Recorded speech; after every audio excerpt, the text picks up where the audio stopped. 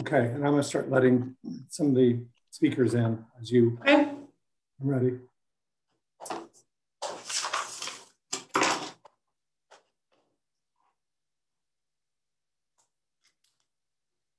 All right, good evening and welcome to the March 15th meeting of the City of Charleston's Design Review Board. My name is Erica Chase, the board's chairperson. The members of the board with us tonight are Dinos Leolio, Kristen Krause, Aaron Stevens, Andy Smith, and I believe Jeff Johnston will be joining us if he already has not yet. Members of city staff are present are David Meeks and Andrea DeRungs. We do not have any items that have been deferred, and Aaron Stevens is recused from agenda item number 1.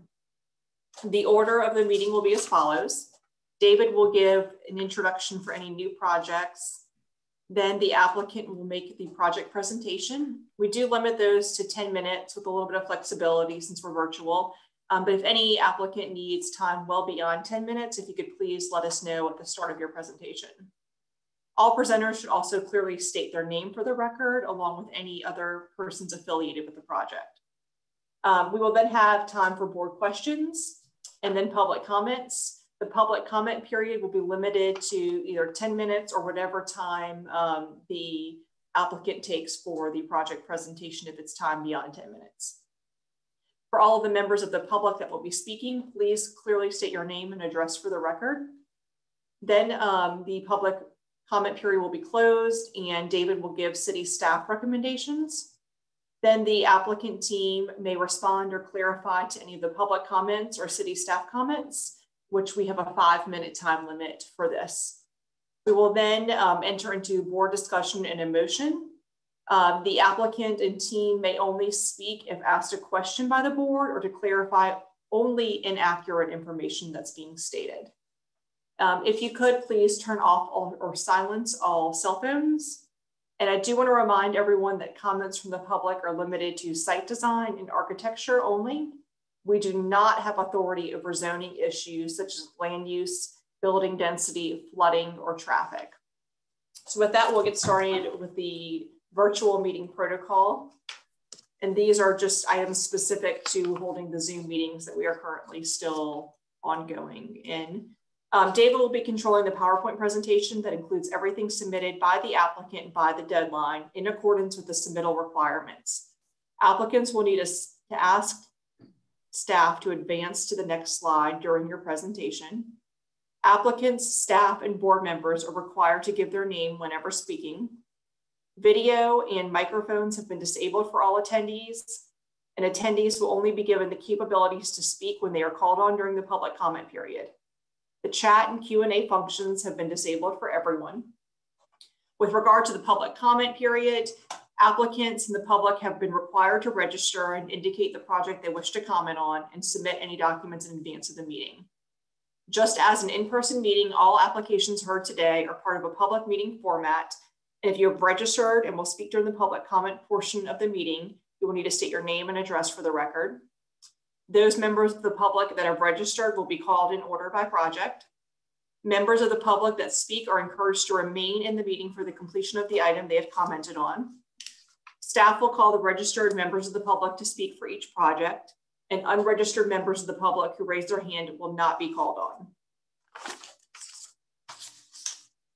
If a board member needs to be recused from an item, they will be temporarily removed from the meeting and placed back in the meeting at the start of the next agenda item. Staff will issue meeting results, including staff comments and board motions to the applicant following the meeting. Results will also be posted on the city website listed on the screen. And there's additional contact information and an additional website for further information. And I do want to remind everyone that this meeting is being recorded. So with that, we will get started with agenda item number 1, which is 829 St. Andrews requesting conceptual approval for a 2- to 5-story mixed-use residential development. Thank you, Erica. I know since we've seen this project before, I didn't have any introduction for this as far as context. So I'll turn it over to Michael Harper. It's going to be the first speaker.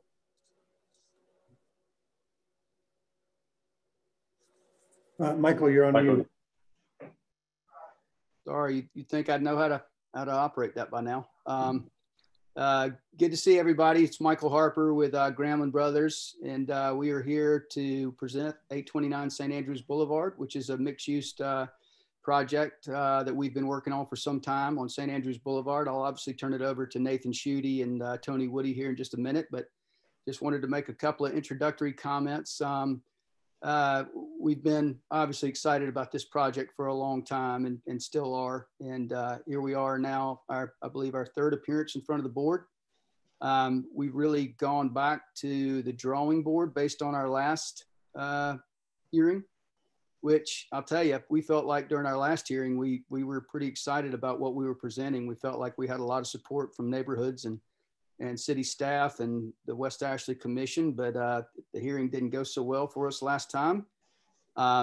You know, I think the big focus was on building density, which I think is a little odd, but obviously one of the big comments from the board last time was just, I think the overall massing on St. Andrews Boulevard.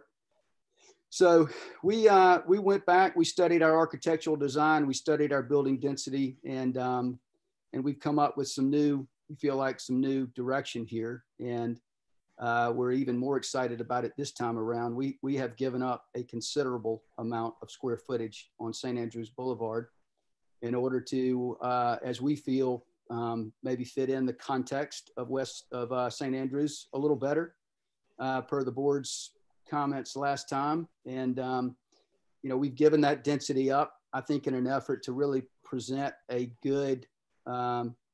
really good streetscape and front door to the project.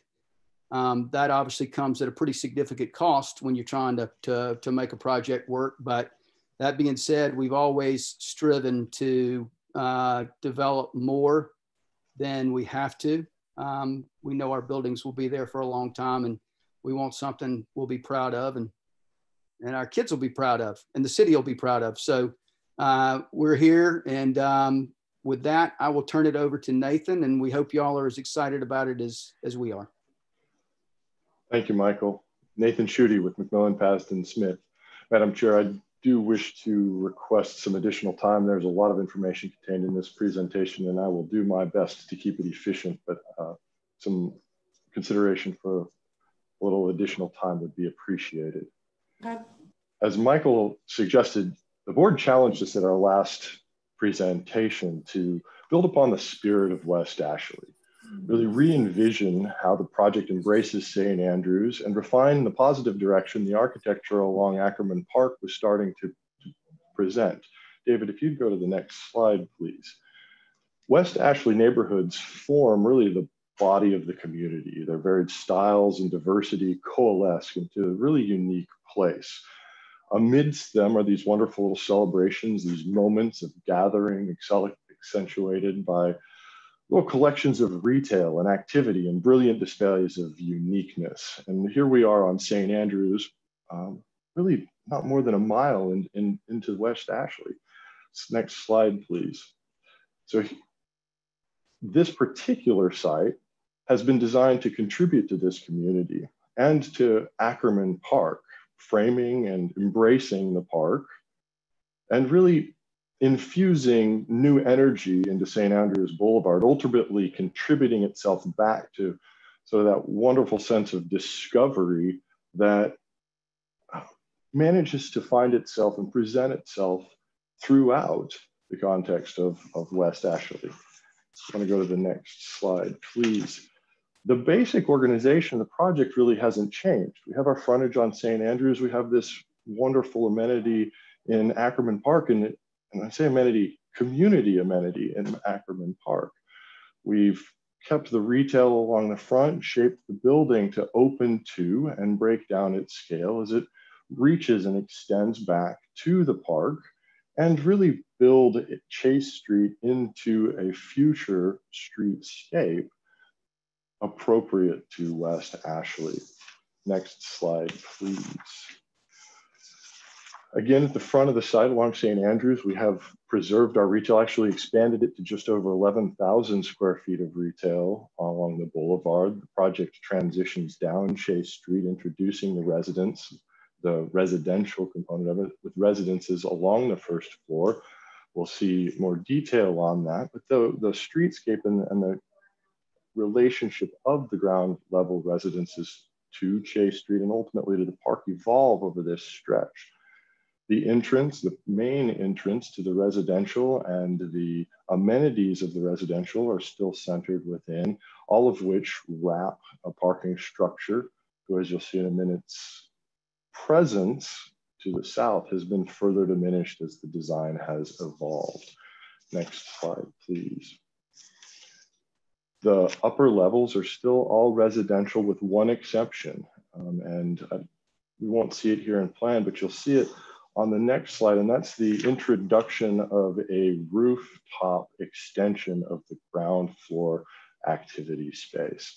So this north approach has changed quite dramatically from the previous scheme. We've brought it down a story, introduced a rooftop activity, and really opened both physically and visually the experience of the ground out to the street and the different dispositions of the street, layering the street trees to St. Andrews and the on-street parking, as well as to the north, and we'll see more on this later, to the parking area, and really what will be the approach for many of the visitors to this site to the project. Next slide, please.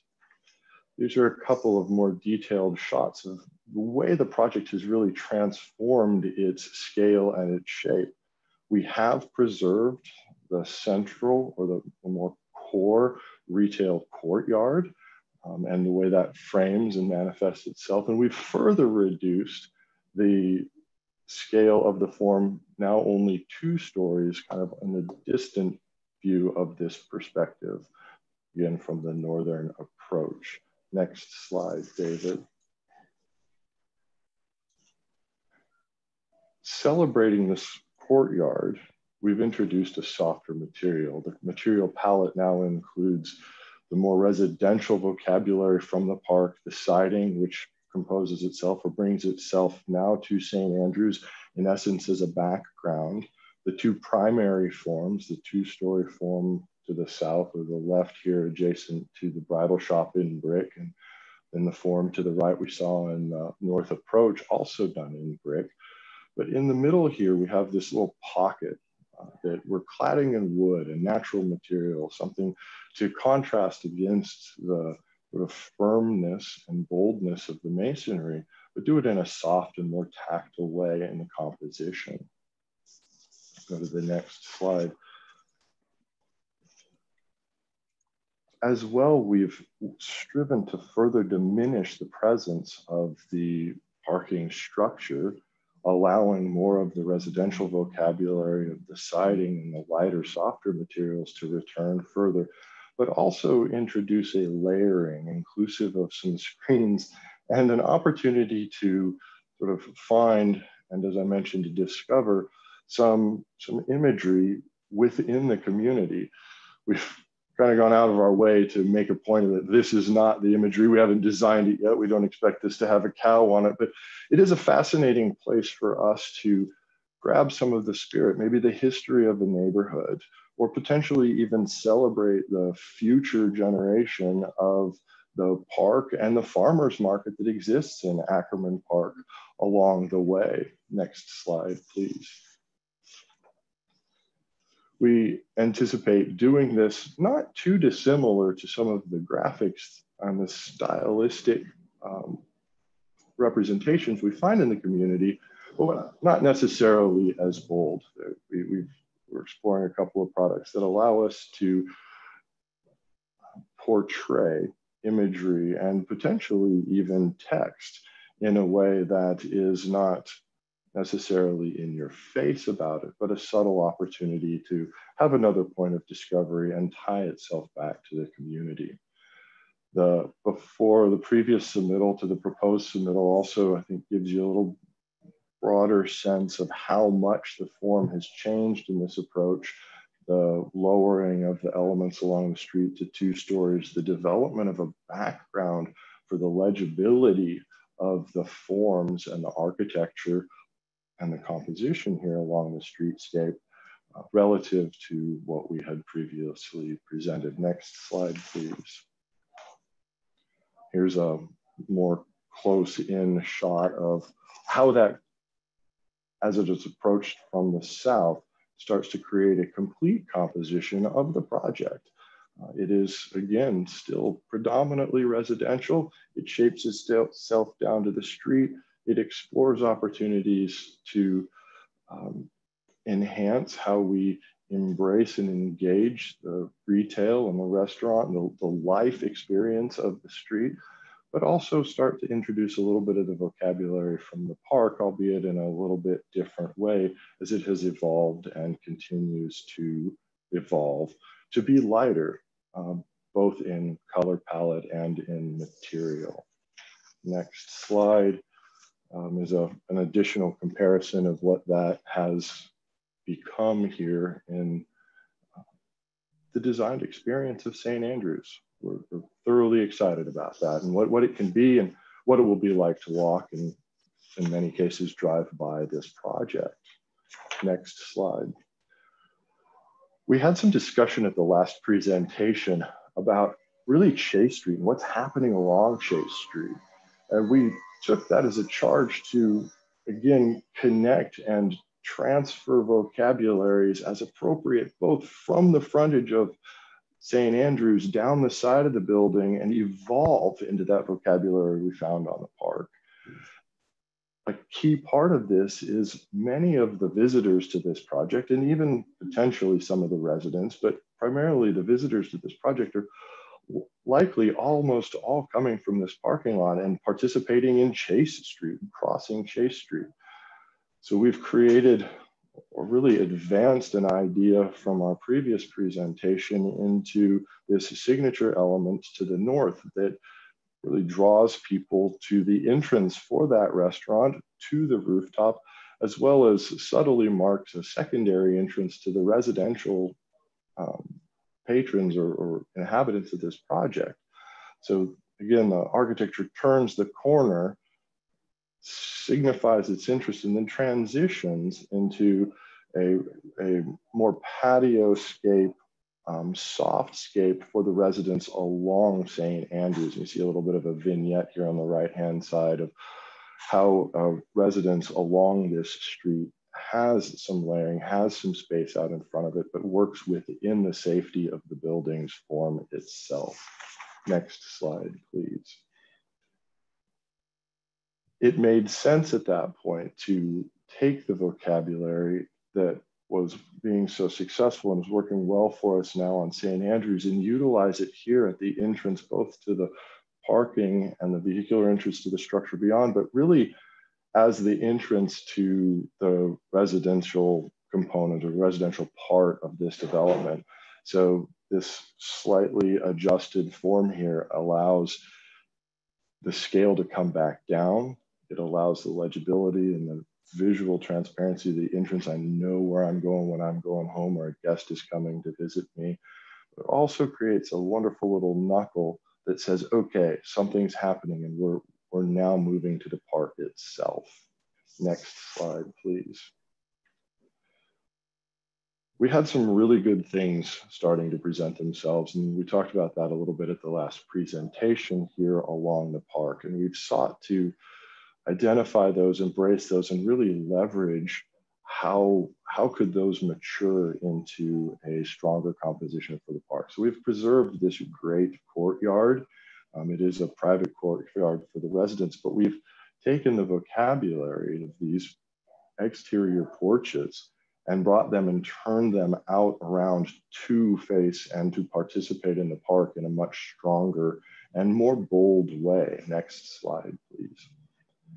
So our transition now from some of the streetscape to the park itself isn't really a transition, it's an extension of that residential experience, an extension of the neighborhood that this development really contributes to the context of other micro neighborhoods, if you will, or other neighborhoods in and around the project. Next slide.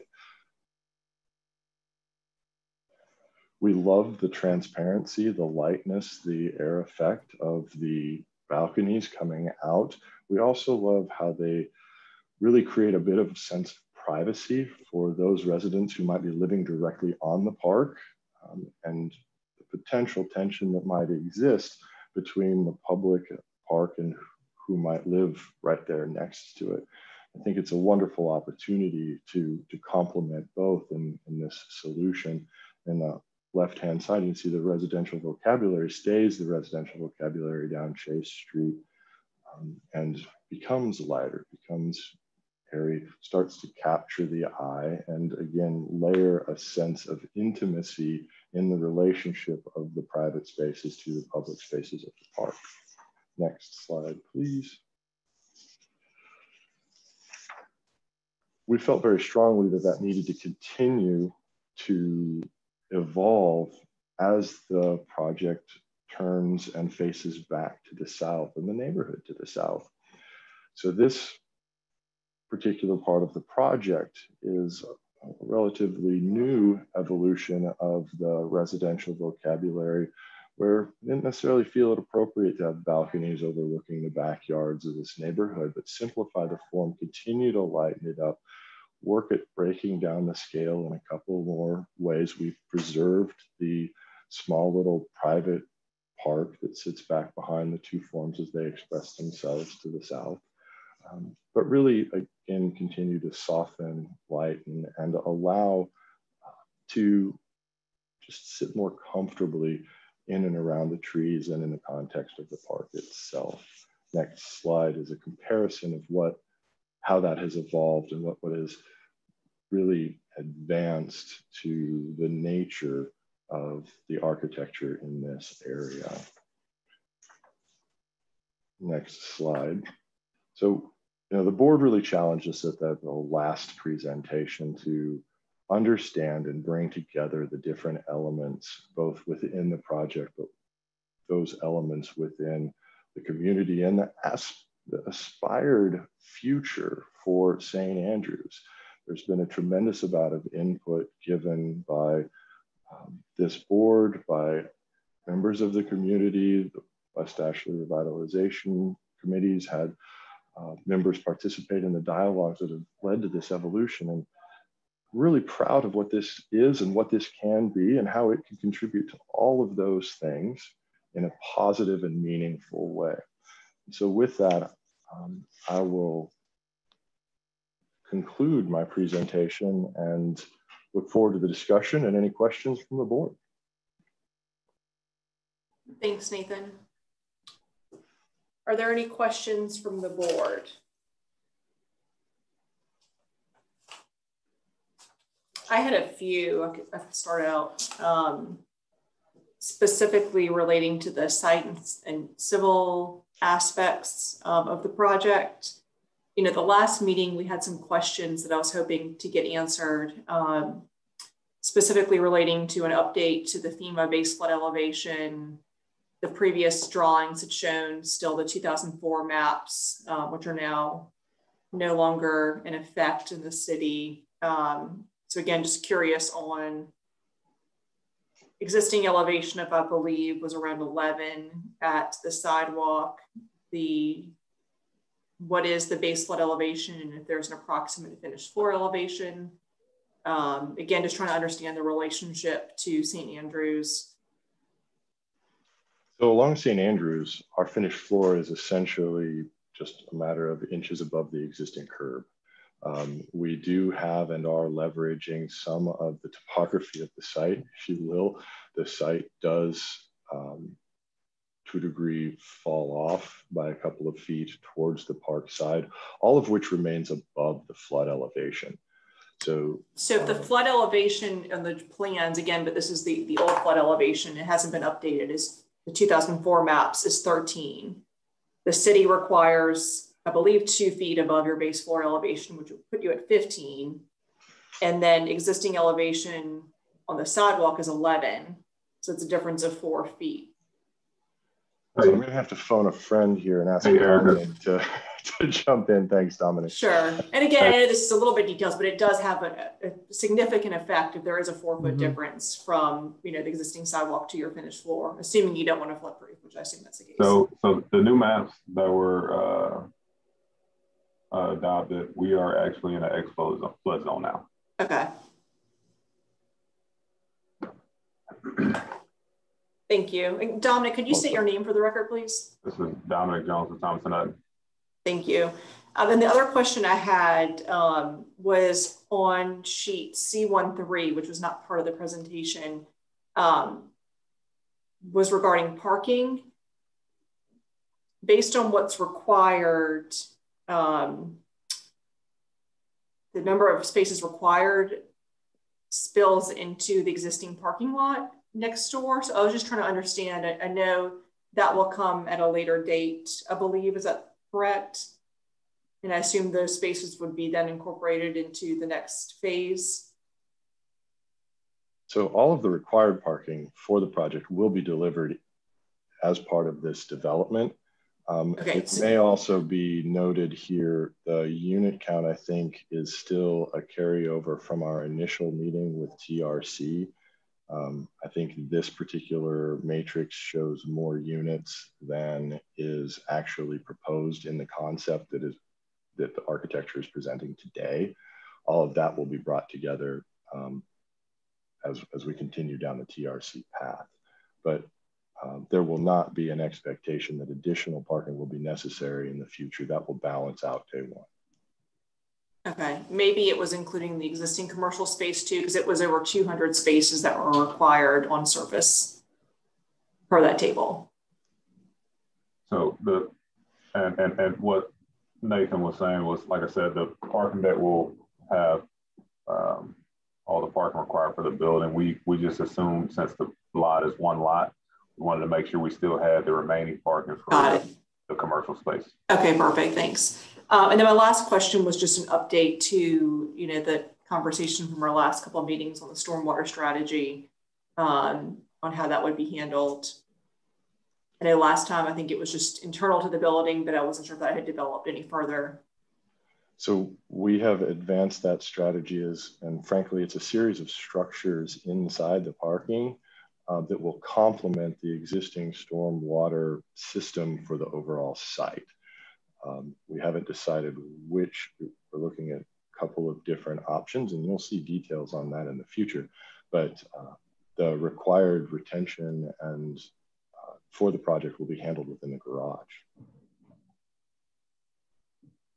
Will that be like below grade under the garage, or cisterns within the garage, or? We have sort of a yes answer to all of that.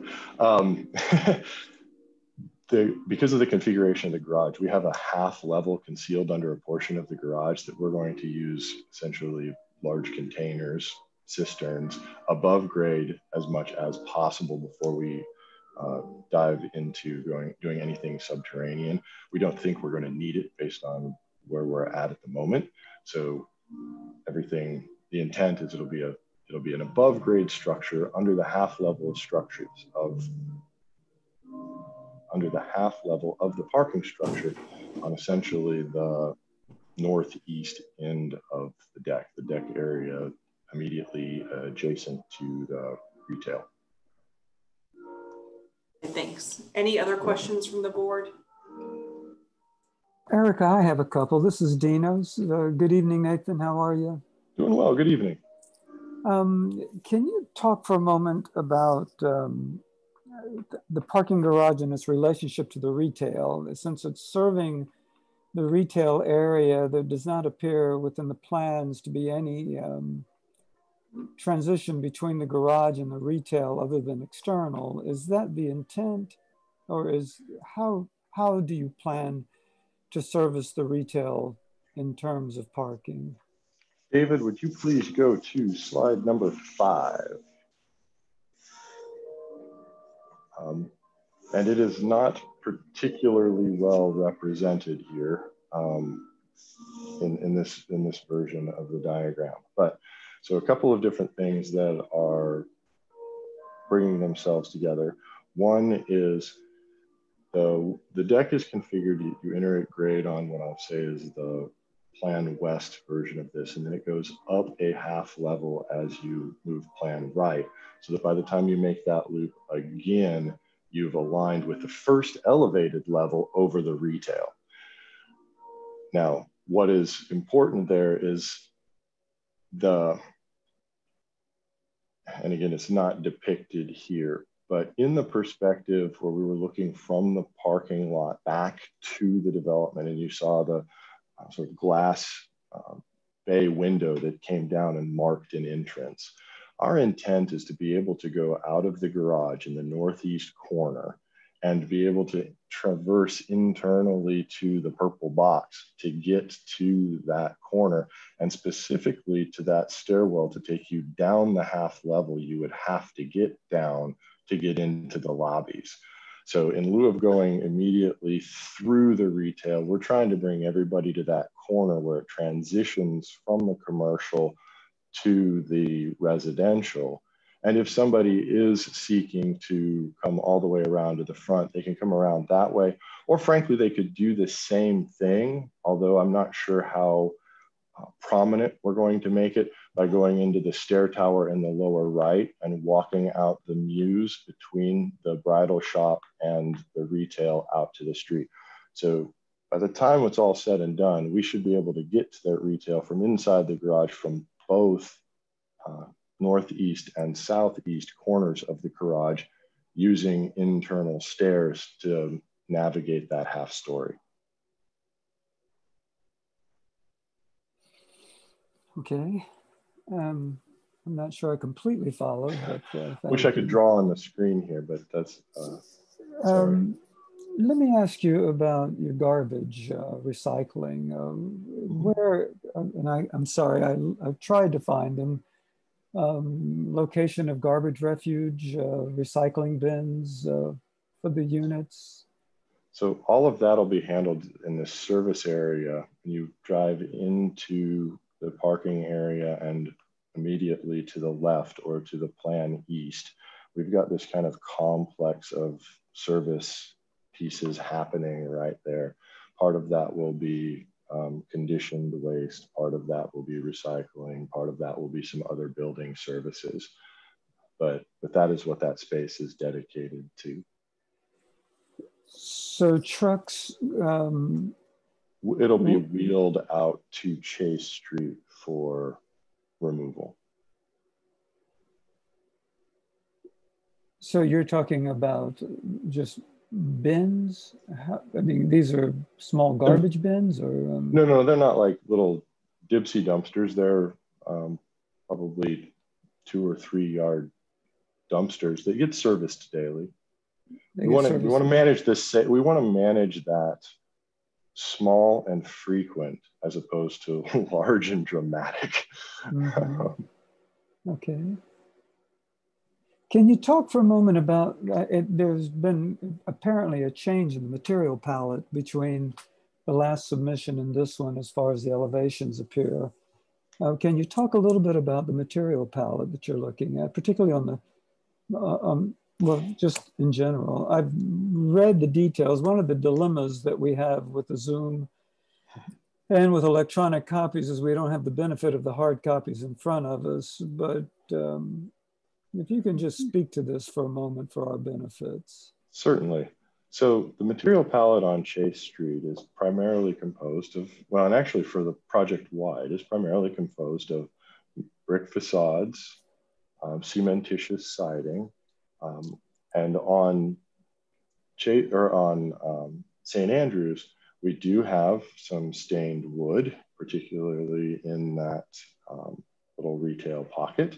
And then we are using metal in a number of ways. Yeah, we're also using, David highlights, we're using it at a couple of entrances to soften and create a contrast against some of the masonry. Like I said, the siding, the white in the view is siding. It's a lap siding. We have introduced a little bit of a detail that may not be conventional, so that we start to read more of the vertical elements of the building as opposed to just the long lines of the texture of the siding.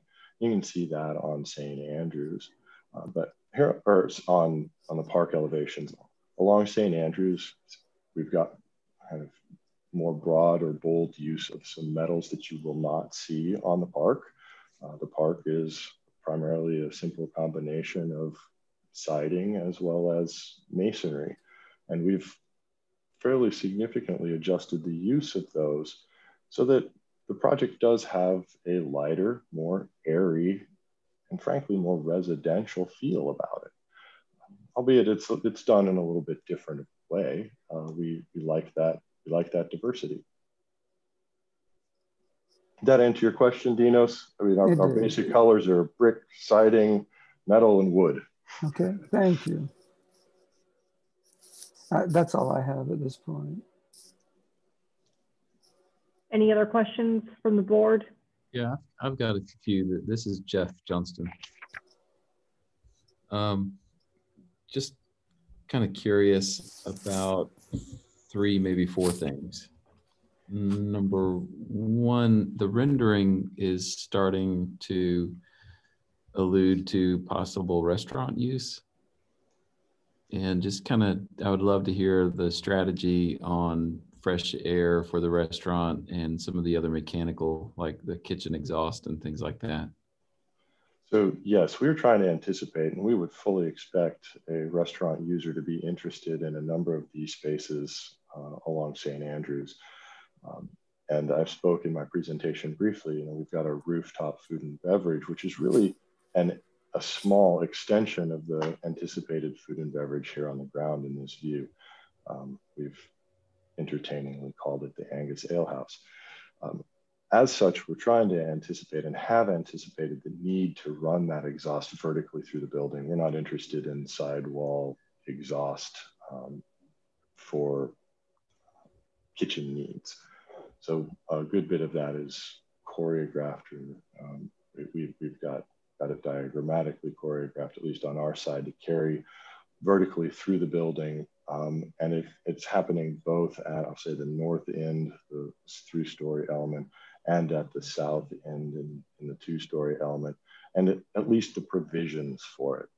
We don't ultimately know at this point who that user will be. Will it be retail or will it be food and beverage? I think we're very, I'll say bullish. I'm very interested in seeing it in food and beverage. I think it would be do a lot more for the life and the engagement of the street. Yeah. That said, I don't know. So, but yeah, we have done our best to anticipate those needs living into the future. I think that's a great use, and I think it would be a wonderful addition to St. Andrews. Just if it is going to be a restaurant, I think it's a perfect use here. I think we need to be a little bit more sophisticated and sure about screening that equipment, the fresh air and the kitchen exhaust. The kitchen exhaust hoods are probably the most minimal thing, but the fresh air units and makeup air units tend to take up a lot of space. And if they're going on that 2 or 3-story unit, just as or 2 or 3-story roof, I noticed you've got some rooms right there, bedrooms. It seems like it's incompatible use. So pardon my interruption. No, the chases go vertically to the utmost top of the building because we have made provision for any residential use that is immediately adjacent to a roof to have the potential to utilize that roof area as they deserve outside space. Gotcha. My apologies. No, that's okay. I might have been my poor communication. All right, another question I have, this building that we're looking at, it has Angus Ale House written on it. This first kind of corner mass, it looks like it's angled on St. Andrews, and just kind of curious to hear the reason why it's angled. And maybe that's the bigger question is, I think one of the things the board asked about last time was just how this building sits on the street, how it addresses each street. And in particular, this one's angled, and just kind of curious as to why. And I can't remember if this corner is closer to the corner or further away, but so can you provide some insight into how the siting came about? Yeah, that's fair. David, I think slide 13 might help the most. So the building itself is not perfectly parallel to St. Andrews, but neither are the structures immediately adjacent to it. And unfortunately, the bridal shop is covered by the bridal shop in this view, but nonetheless, there is a slight angle and a slight opening to the position of the building. That was a result of a number of different, well, nothing's parallel on this property. And we actually sort of enjoyed the fact that to the northern side, or the right-hand side in this plan, that the project was more open to the street, and it sort of progressively brought you out to essentially the face of the bridal shop. So each element in the proposed development is back from the street a little bit further relative to the smaller scale of the bridal shop, as well as the composition around the corner. We also liked that cars ingressing and egressing from Chase Street had a broader, I'll say, vision triangle, although we don't necessarily need a vision triangle because of the position of our building now. Those first cars will be able to see beyond the building instead of having a, I'll say, a managed view restricted by some chamfer or something on the corner. I think when it's all said and done, a little bit more generous space in front of what hopefully is food and beverage will be an active space that we want. And it's, we'll call it a contribution to the life of the street in that area. But also we think that subtle alignment, I don't think anybody's ever really going to see it. We'll see it here in plan, but I think we'll feel it in our ability to see and activate along this edge. That's great. While we're here on this plan, looking at the corner of what I'm guessing is the building footprint, hard to tell, in the lower right corner, David, if you can use your mouse, of the building. Yeah, well, let me see if I can do this. I'm thinking of this spot in particular. Is that a building, or is that planter, or what? That spot is building. I think we've got, it is presenting itself a little bit tighter to that curb edge than I think it will be when we're all done. We made it pretty. We made it a little tighter than the design really intends, but no, that is building. And then I think part of what might be a little confusing here, we did not in these rendered plans distinguish the glass from the masonry. So you see these little step in and step out of the entrance or potential entrance pieces here that, that begin to shape or further advocate for that transition from the street into the space itself. Super. Well, kind of curious. I can only react to what I'm seeing here. It looks like that dimension is, would you guess, 5 feet or so? No, it's more than that. Which dimension? Which dimension are you referring to? You're talking about the depth of the transition into the retail, or the proximity of that corner of the building to the curb? Yeah, I'm thinking about that kind of dimension right now. there. That's where I'm suggesting we don't have it represented quite right in our illustration. There's more space there than that. Gotcha. Okay, last question. Yeah. I was curious to hear some more thoughts on the garage screening. I think it's an interesting concept. Would like to hear some more about what that might be. So we currently have on the table, are you talking about the sort of the literal nature of what it is physically, or are you talking about, okay. No. So we got two concepts at play. I think our preferred concept is actually, we'll call it a polymer canvas. It is, we've recently used, and it's being done. Actually, I believe this board saw it on a project here in Charleston, where it is a high performance screen, but it's not metal. It is a engineered fabric, and that then can be printed on in various ways. It can be perforated. It can have a certain amount of transparent, the translucency is not really transparent, translucency.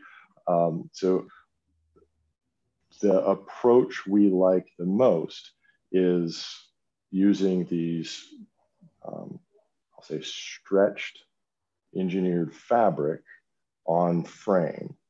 Okay. We believe that will do what we want it to do, last the longest, and present it the best. We have an alternate that's a metal strategy, but I think this this will be the best, and we'll bring you some samples and show it to you when we come back for preliminary. Excellent. Okay, thank you. That's all my questions. I appreciate that, Nathan. Thanks a lot. You're very welcome. I had one question as well, Ms. Kristen Krause. On the retail stores, are you going to have signage? What was your proposed for signage for those retail stores on the street front? So we have a couple of options. If you would, yeah. So there's a handful of different things. Oh, I see it now. Happening. So yeah, there's on the smaller mason or brick form, we're not exaggerating the depth in the same way we are on the larger, and we'd like to just simply use a lettered or some other kind of treatment along these profiles that we're adding. At the courtyard, I think we like the idea of some kind of an architectural signage feature. And then on the north, we think a little bit more traditional approach to kind of a signage band within the large openings makes the most sense. So we've tried to depict that, at least kind of the intent of where we think is most appropriate for signage as the design advances. Thanks, Nathan. That's all my questions. Any other questions?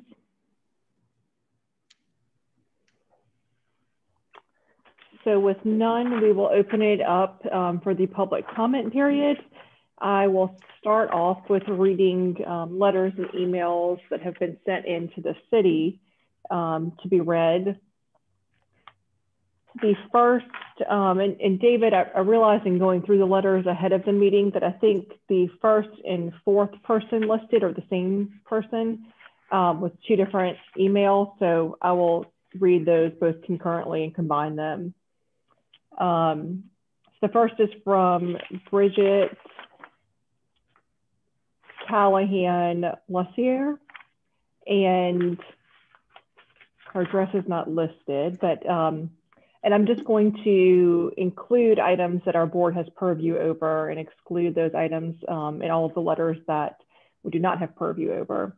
But dear Design Review Board members, thank you for the opportunity to submit comments.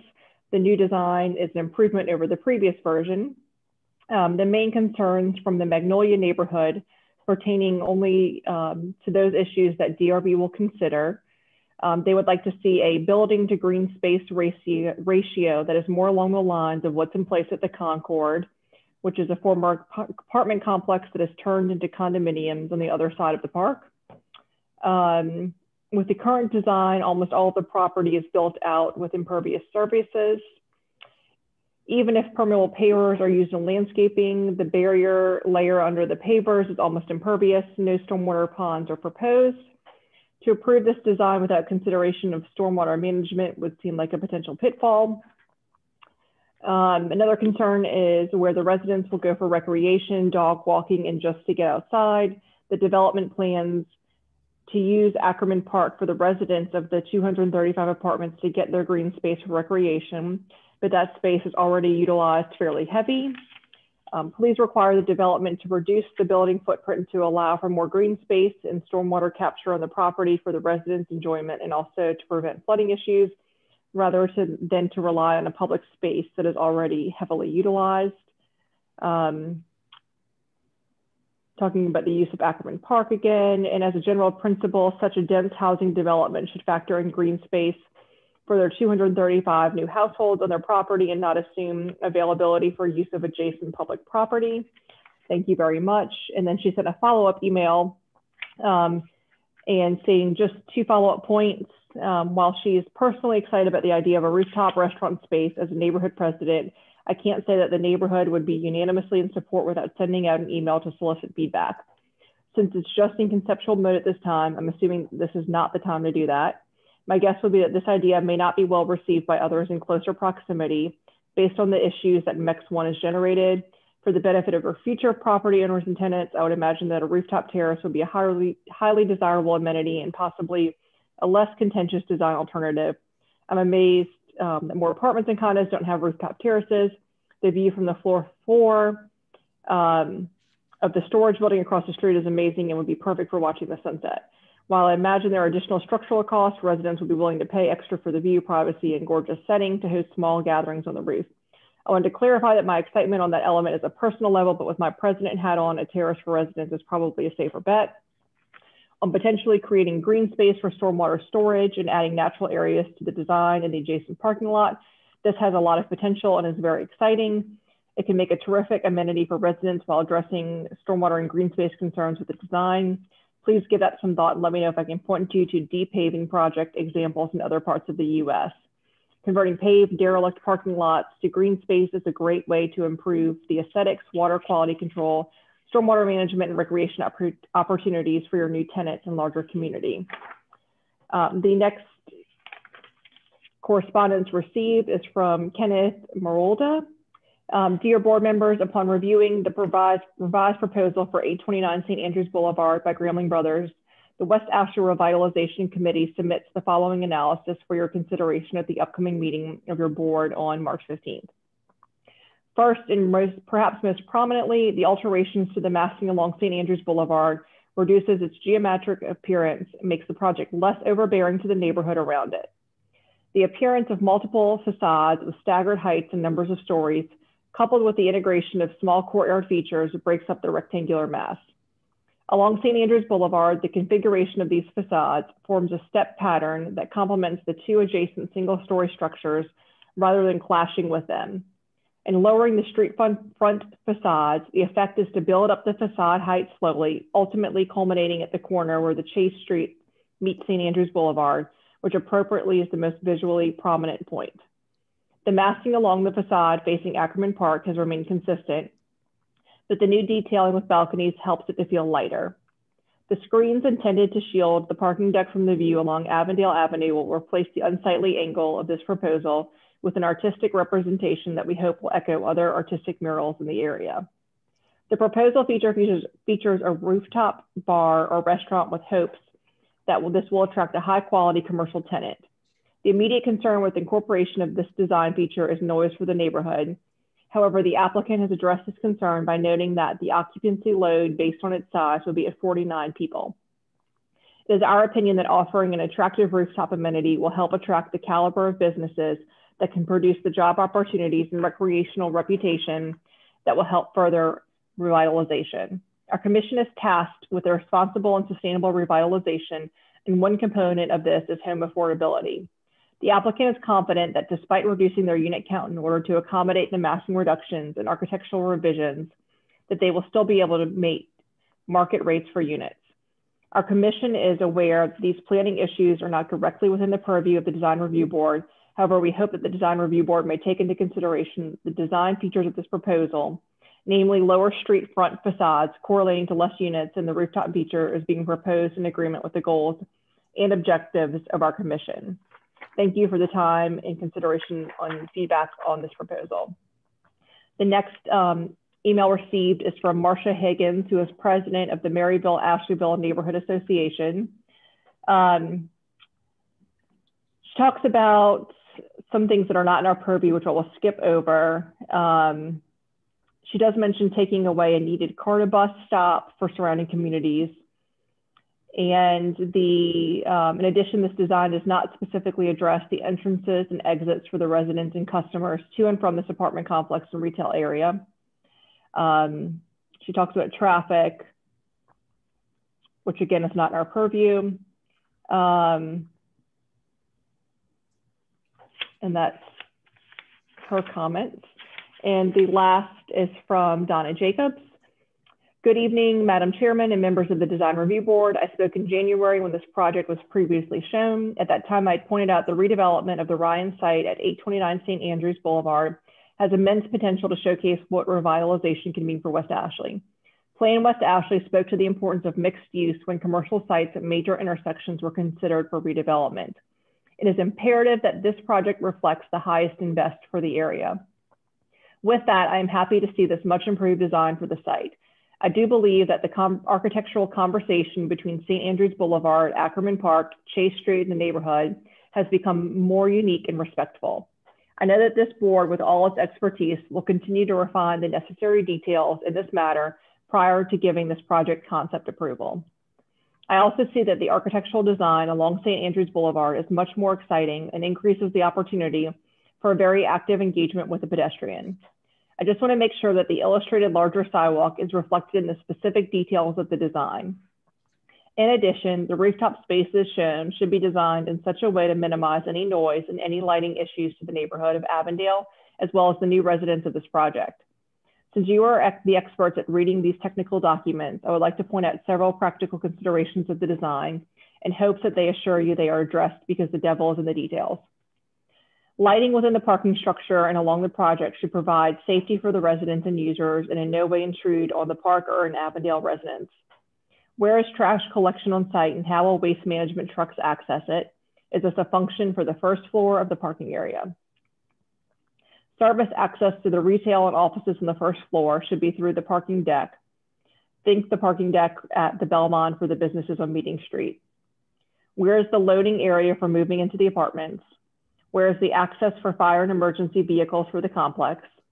All of these and maybe a few other infrastructure considerations should be carefully reviewed in order that the properties along Avondale Avenue not be needed for these purposes. The community is excited about the conversation of the abandoned restaurant and the current boat parking lot to a vibrant, exciting addition to the community. With your help, we can make it a highly functional and beautiful for West Ashley. We can set the bar for other developments that will follow. That concludes the written correspondence that was received. We have a few members of the public that I believe will be speaking. The first is Council Member Shade. Good afternoon, everybody, and thank you for the opportunity to address you. First, a general thank you for the level of detail that your questions are shown and the concern that you have for this project. This board has always exercised its great discretion and attention to the importance of this particular project. As stated earlier, this is round 3 of this project coming before you for consideration. You are fully aware of the level of interest that this project has. You've got the 3 adjoining neighborhood association presidents who have weighed in. Ken, Bridget, and Ms. Higgins have all presented to you their concerns and issues that they have with this project. And so you know the level of concern and interest that this has.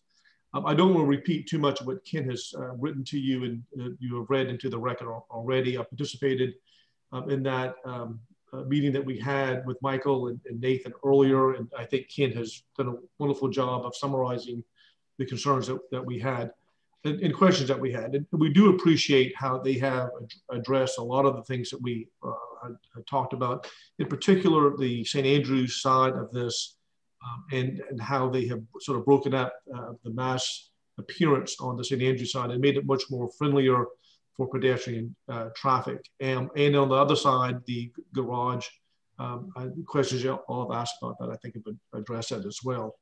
I am in particular very excited about the prospects of the rooftop and the potential amenity that can provide to the neighborhood.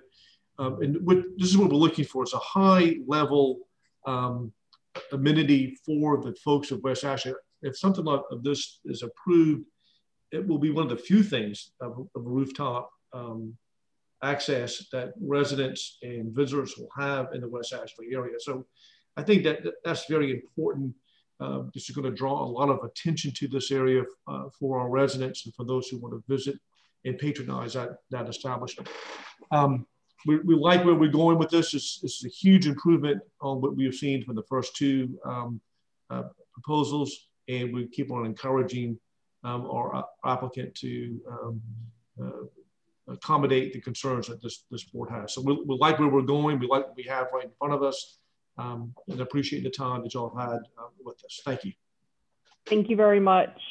Katie Zimmerman.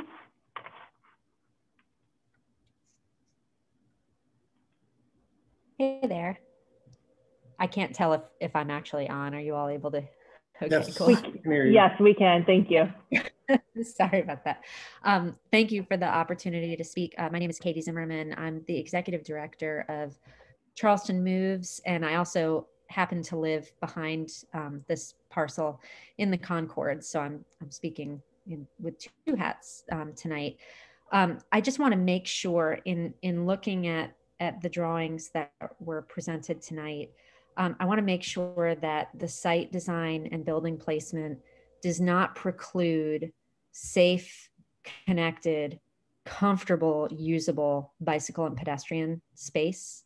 It looks like in the drawings that the space for pedestrians is coming along very nicely, but I do want to make sure that there's also a focus on people who are going to come in with bikes, who are going to come in with, cargo bikes, any type of way that they're planning to get here, because this is very close to the Maryville Bikeway.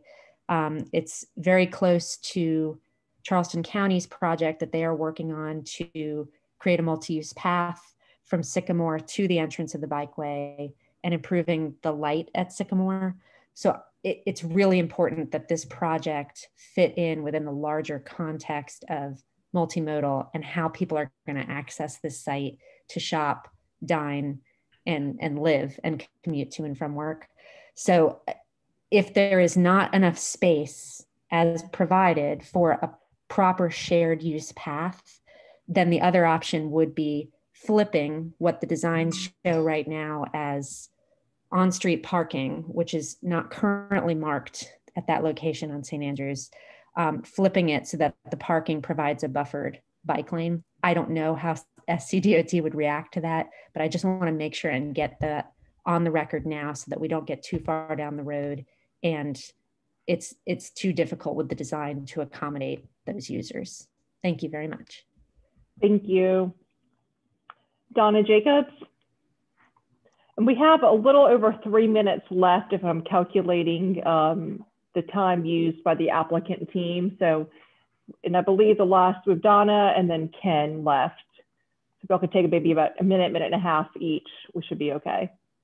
Thank you, Madam Chairman. Well, you actually read my letter in, so I'm not going to reread the letter that I submitted because I didn't know it would be read in. But I do want to just thank you for doing that and reiterate this devil is in the details aspect, because I once remembered a great conversation at the Design Review Board where y'all went into great detail about things about just gutters and dryer vents on big structures like this, which really we don't see but makes a big difference. And I also wanted to say I live along Alicia Alley where there is service ingress and egress to the commercial businesses there, and this is really can be an issue. I really would challenge you not to allow garbage cans to be pulled to Chase Street, because that's just going to be super problematic. And I also want to refresh y'all's memory when we went through the design for the new Victory, there were a lot of concerns with our residents there about where the grease traps are located, how the restaurants are going to be engaged. And I think these are the details that are so important that we make sure we get right, because I think this new architectural plan looks grand, but those details, if they're not hammered out right now, will cause some use problems. And I would hate to see Chase Street and St. Andrews Boulevard just lined with service trucks trying to service these commercial aspects. So I appreciate the time again, and thank you. Thank you very much. Ken Marolda, and I apologize if I mispronounced that. Can you hear me? I can, thank you. And actually you did get it right, thank you. Okay. So I did write the letter on behalf of the commission. That was the summary of our meeting. But now I'd like to kind of take that hat off and speak to you as in my role as Avondale president, just briefly. One of my residents mentioned to me something that I think is promising about this project, which is that she was always concerned about the park, Ackerman Park, using Ackerman Park in the evening. And she's older, and she mentioned that this has kind of been a problem since long before I even moved here, that older residents didn't feel comfortable using that park in the evenings. I think that this proposal with the balconies or the porch areas, the little balconies facing the park, actually helps with that issue.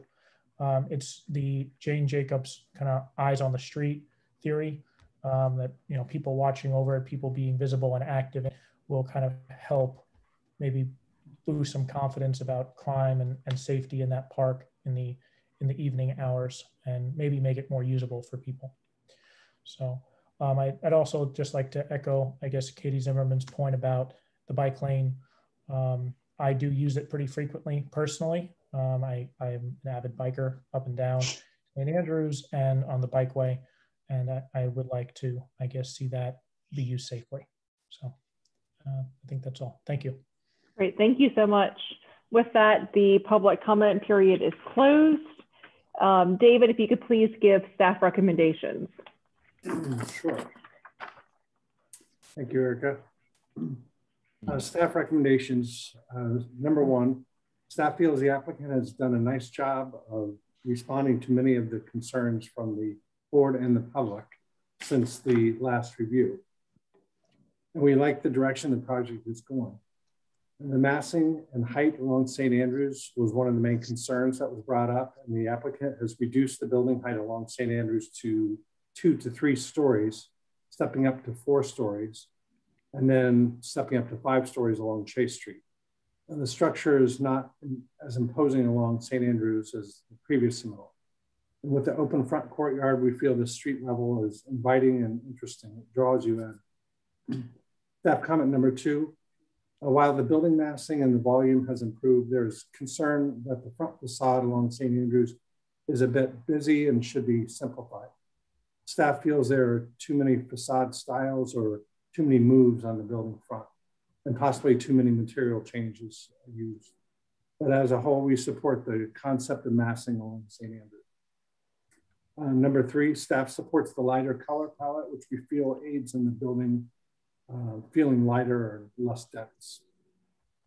The massing of the rear of the building facing Ackerman Park has changed very little, but staff feels it's more successful with, and I was talking about the massing for the rear of the building. But staff feels it's more successful with some of the detailing to the building ends, such as the material change at the top of the 4th floor, additional balconies and lighter color. We also like the addition of the top cornice or overhang. The top floor cornice has been strengthened, which staff feels helps to distinguish and define the top of the building. Staff does have an issue with the top floor bay windows. I'm sorry, the top floor bay windows facing St. Andrews and the heavy cap to these windows. They are directly under the overhang.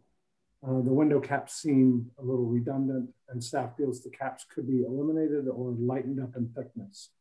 We recommend this as part of the overall simplification of styling and detailing along St. Andrews. And I was talking about these, the caps, the bay windows. But staff does recommend conceptual approval.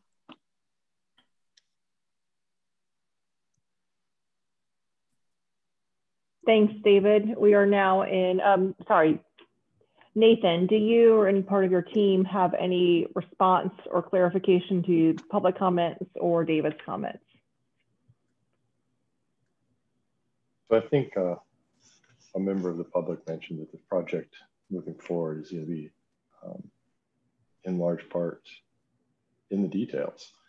And we've got a good list of mostly technical aspects to address here.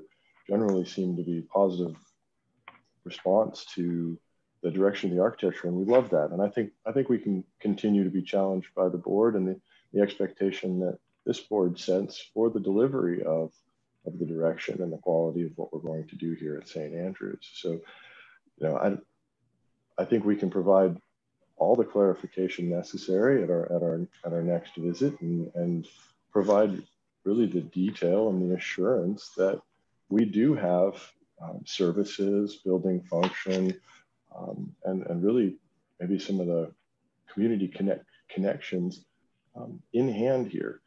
we'll be held accountable for that, not only by this board, but also by the technical review process. So I'm excited about what we've presented. I think we've got a great project on our hands and really do something to demonstrate what can be done here at St. Andrews and what can be done in the future of West Ashley. So I look forward to the board's thoughts and working with the different members of the community to move this project forward. So thank you. Thanks, Nathan. We are now in board discussion and motion. Madam Chair, you're going to shoot me. I do have a question for the applicant that I just realized. When I was looking, I'm sorry, Nathan, when we were looking at the floor plans, I'm assuming that the levels of the garage align with the floor plates of the retail and the apartments. Is that a fair assumption? So the answer is yes, okay. Very specifically. So, and that this might have been part of the nuance to what I was suggesting before, but the first elevated level along St. Andrews, so the first level of residences on St. Andrews, is actually a level and a half up in the parking structure. So the parking structure slopes on each side. So it's, you come in, make a left, and you go up essentially a half level. You would traverse. On your return traverse, you're on the first elevated level of the residences along the park. And then on your, what would essentially be your third run up, you hit the first elevated level of residences over the retail along St. Andrews. The retail wanted more height, and the best way to do that was to build that height into the layering of those elements. So I'm going to take a bit of your question as a compliment if we were able to disguise the shifts in heights that well. But no, hopefully that answers you. You have flats on each end of the garage, and each end of the garage aligns with the levels, albeit starting a level and a half up on the St. Andrews side. So the level, so the first level, the ground level of retail is higher? Correct, than a typical level for the residential by essentially a half story. All across the entire plate of the first. Anything in purple, yes. Okay, but how about in the blue when we transition away? Because you were talking. No, when you move from the purple to the blue, there is a shift that takes place at that set of entrances over there. You don't, it's masked in that composition, but the ground level residences immediately adjacent to the retail are not as tall as the retail. Do you have, I did not find a section in your submission. Is there a section that I just missed? The question that I really am leading up to is this. When you look at drawing A106, you're showing the roof level and then the parking at that level. So I'm assuming that the parking deck terminates at the roof level. Is that correct? Yes. Okay, and that I'm assuming is just an exposed exterior parking level, no roof. Correct. Okay, and that will have to be some type of railing that wraps that level. Is that correct? Yes.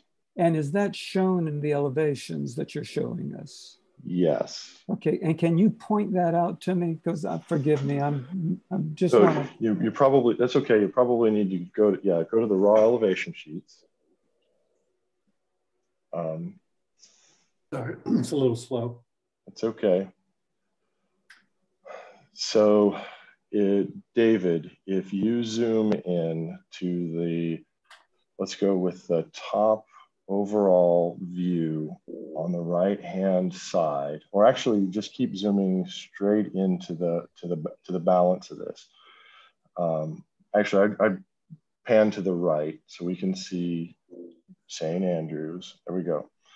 All right, so it's hard because we've made it opaque here. But the reality is you can see after the kind of the vertical white where we will put the printed screens, immediately to the left, there's a gap and you see a piece of structure that's pochade like concrete. The top of that line right there. So can I draw on this? Oh, I can draw on this.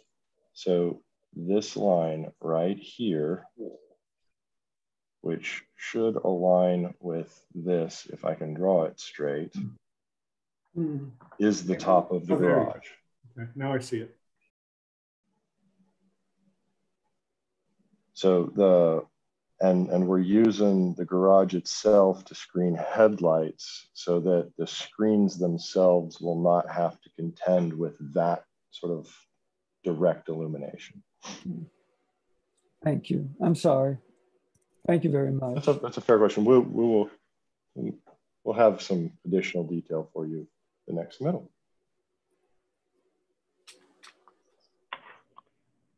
Any other thoughts or emotion?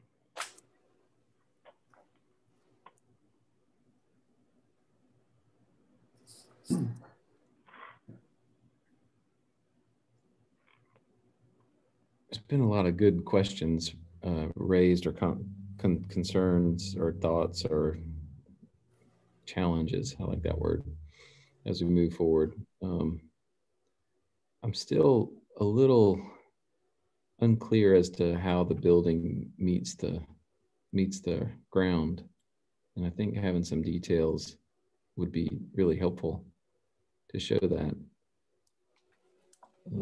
I think a building section would be very helpful so that we can understand the issues associated with it. I'm sorry, Jeff, I didn't mean to interrupt you.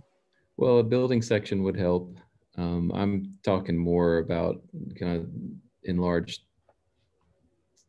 plan details around building entries particularly, but really we're infilling a lot of what would be a city block, and the detail aspect is where the sidewalk ends and where the user's realm begins, and it's hard to ascertain where those are in the drawings that we have. And it would benefit because I think Donna touched on a couple things that, and Katie too, that would impact a little bit of the architecture depending on how this building relates to the curb and the sidewalk. If there needs to be a loading zone, where does that live? If there needs to be a multi-use path, how does that interact, particularly on that corner of Chase and St. Andrews?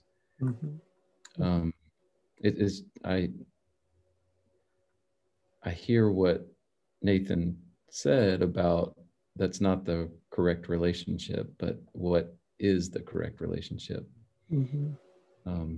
Agree. I think we all agree that what was shown is a little too tight, but yeah, I think overall, I think the massing moves is really good, really good. A lot of really interesting things. St. Andrews presents so much better. I commend the design team for that move, and the developer to allow the performer to suffer a little bit to respond back to the neighborhood. I think that's great. I'm kind of torn on, and I think this is one of David's comments about the front elevation, about it being maybe too disparate. And there's something that's interesting about it. When I think of a lot of material changes, I think of a lot of challenges and detailing to make those material changes right. And what's hard to tell from these elevations at this scale is do the material transitions make sense?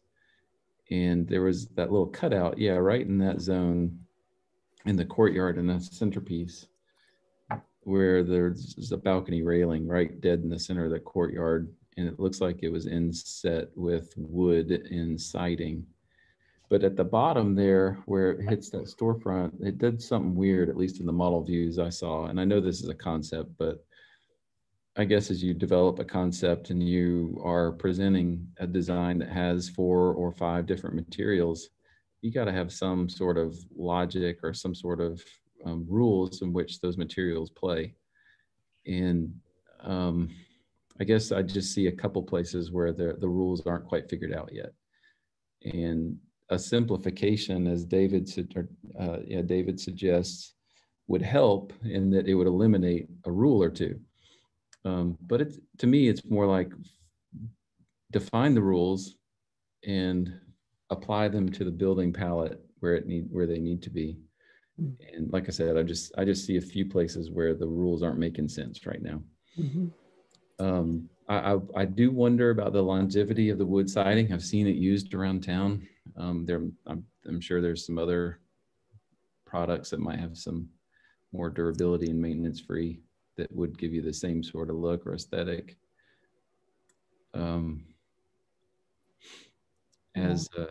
I still am a little concerned about the kitchen equipment, and if we're going to put it on the 4th floor here on St. Andrews, it doesn't look like there's a whole lot of room of the parapet. Maybe I'm wrong, a section would help there, but having some strategy on rooftop equipment at that zone would be pretty paramount. I'm kind of rambling here. There was also on St. Andrews, I think maybe sheet, let me see here, sheet 13. There's the devil's in the details. And let me tell you, Nathan, you're right. There's a lot of details on this project. Page 13. Yeah, this image right here, the upper right image proposed right kind of down the alley in between Bridals by Jody and this this project. You see the lower first floor is kind of brownish, and I guess that's wood. And then there's a cantilevered wood siding part of what I'm assuming is cantilevered wood siding. Y'all see where I am? I'm going to try to annotate. Yeah, right. That's one of those examples of like, is the materials playing by the rules? And I would kind of challenge that or question that. It seems like an odd place for a cantilever or an overhang. And Jeff, may I add a couple of things? Please, I'm checking my notes here and just kind of going through my random thoughts. So please. I just I'm like you. First of all, having Councilman Shade and Donna Jacobs and Katie and everybody engaged in this discussion only shows the significance of the project. And there's no doubt in my mind that the applicant has embraced a grander, broad picture of this evolution. And I'm like Jeff and probably everybody else. I truly applaud the developer, the applicant, MPS, and everybody in the evolution of that facade along St. Andrews Boulevard, particularly, and the manner in which it's beginning to respond proportionately. And from a massing standpoint, I think that that's a key component in as a leader in continuing the evolution discussion with regards to this project. And it is the big picture that I think that Nathan so eloquently delineated and presented upon. And when it gets, as I've learned over the 4 years or so, and certainly out of respect for Jeff and Kristen and Andy and everybody else who's served on this board for years and years and years, that when it comes to us at a conceptual stage, it is the detailing that we are trying to pay particular attention to ensure that it's documented and written so that we have a springboard upon which to carry on with the subsequent conversations as we go forward with the evolution of the design. And I think it's the big picture items right now that really need to be delineated in more detail, honestly, before I'm comfortable going forward. And this is just me speaking, before I'm comfortable going forward with an approval of a conceptual design. A great example are the items, as Jeff was saying, working out the location of the exhaust hoods, really looking what we've expressed before the issue of this elevation on the garage, and yet it's really not fully addressed on this conceptual application. And I think I understand where you're going with it. And let me say this too, Nathan, I certainly applaud y'all's humor. I love the cow, the dog, and everything else that's in there. I think it needs some further refinement and delineation from my standpoint. I think the aspect, as Donna said, you know, we have seen in other projects, and this one is of a very large scale. So I know that you're getting your hands around the big picture items, but at the conceptual level, I guess we're looking at more delineation. And I think it would truly help the aspect of my review personally, if there is more detail provided. I'm gonna let Andy respond to the landscape.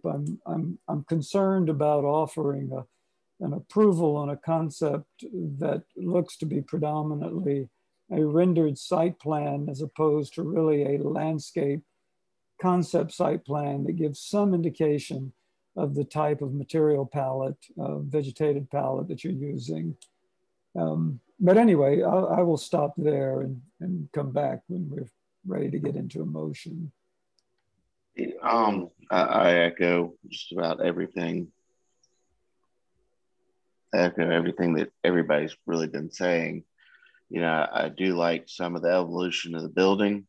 I really wish that some of this detail was shown in the landscape plan. I think there are a lot of spaces, you know, just both vegetatively and hardscape, site furnishing, how the building at that level engages the site.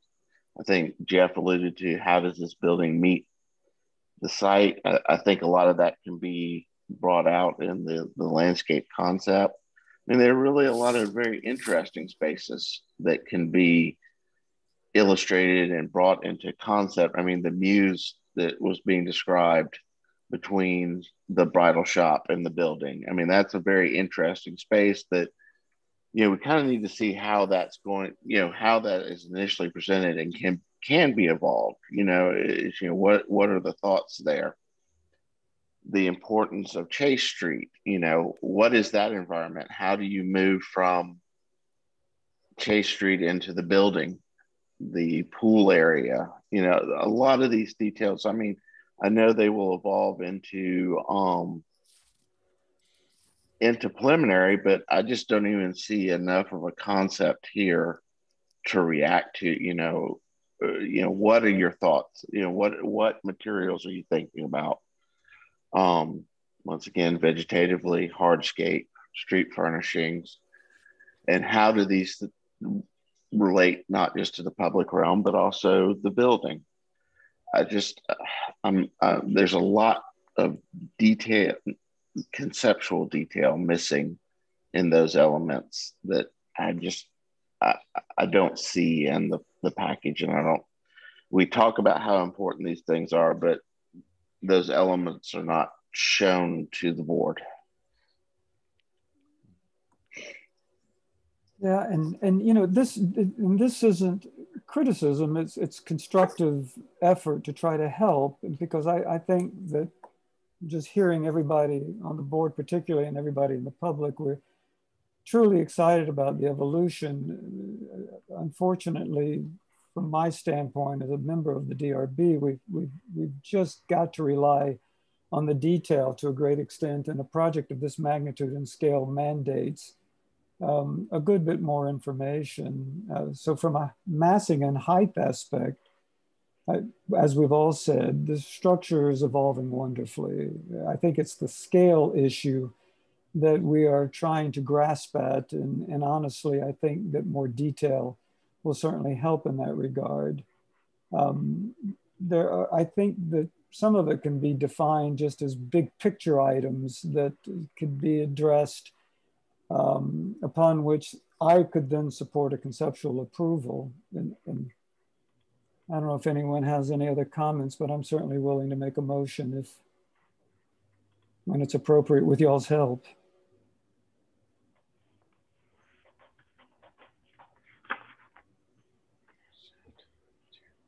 Well, I would just like to add a few more thoughts about as the project develops. And this again touches on one of David's comments about perhaps some simplicity on the facade. And it goes back to my kind of rule, I suppose, or what are the materials rules, but the materiality, some consistency, it looks, I would question whether we've got a brick base and then we've got cast stone and then we have siding. And typically whenever you have cast stone, which is a very refined product, it's usually associated with more masonry. Rarely would I see cast stone with siding. So I would just kind of question that use and the compatibility and question its appropriateness really in this neighborhood context. So I just kind of ask, as you refine materials, to think about things like that. There's a lot, and there's a lot of brick ups and downs. Sometimes it's on the third floor, sometimes it's on the second floor, sometimes it's on the first floor. I would ask if there's some consistency there, and is very common with a lot of multifamily projects that we review. Try to be honest. And I appreciate the honesty and simplicity on St. Andrews, but I think the rest of the building needs that honesty too. Really, there's a keep consistent with wherever that brick needs to live. I really appreciate if it were my I don't know. I really appreciate how the brick is on the 3 stories on the Ackerman Park side, and the 4th floor is the siding. But my point is not so much that that's my preference. My point is, can we get some consistency on where that brick lives? Typically, when we have garage entries, we in the past have tried to divide those up into single car drive lanes rather than 1, 2, or 3 car wide opening. So I would ask that we kind of consider that, as is typical with other projects of this scale. Again, going along with consistency of materials, there's maybe look at a consistent cornice philosophy or strategy. And it's, this elevation is cohesive. Again, this is one of the better, well put together elevations, but as you go around the other buildings or the other sides, that cornice comes and goes, and it seems just a little awkward, where it comes and goes. And I'm mainly talking about the cornice on the sided parts. So it's in there. It's like ragu. You'll figure it out where it is. I wonder on the Ackerman Parks, if those projected balconies, if we kind of go back to the backside, just a suggestion. This is a perfect example. That balcony on the far left, I love how you talked about the balconies provide some lightness and airiness to them. And just curious, is that brick O, or is that really necessary? Can the detailing of the balcony just continue to the ground and continue to lighten it up? You've got so much masonry around there. It just would be helpful to have a pause from that, and maybe have those brownish grayish columns just go to the ground. Just a thought. And that might simplify the palette. I'm just thinking about all these details and the finessing. This sample panel is going to be you could live in this sample panel. 2 or 3 people could. Just keep it a little simpler and eliminate some of those details, and it will make your life a little easier. So those are my comments relative to, I think, just material simplicity and detailing simplicity, which I think contributes to the scale issue or challenge that Dinos was talking about. All those things contribute to a building scale. David, can you go back? Can you go to drawing 20 for a moment? I'd love to ask the board a question. The previous submittal that was made in the top left is a really nice and very interesting contemporary modern evolution of architecture. And I do believe that at previous board meetings, the comment was made how successful the Ackerman Park facade was evolving.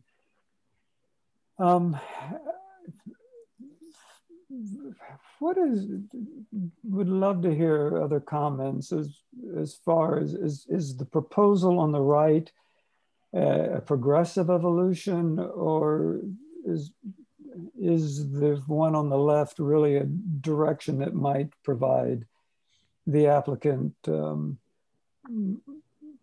more substantial design language to go forward with?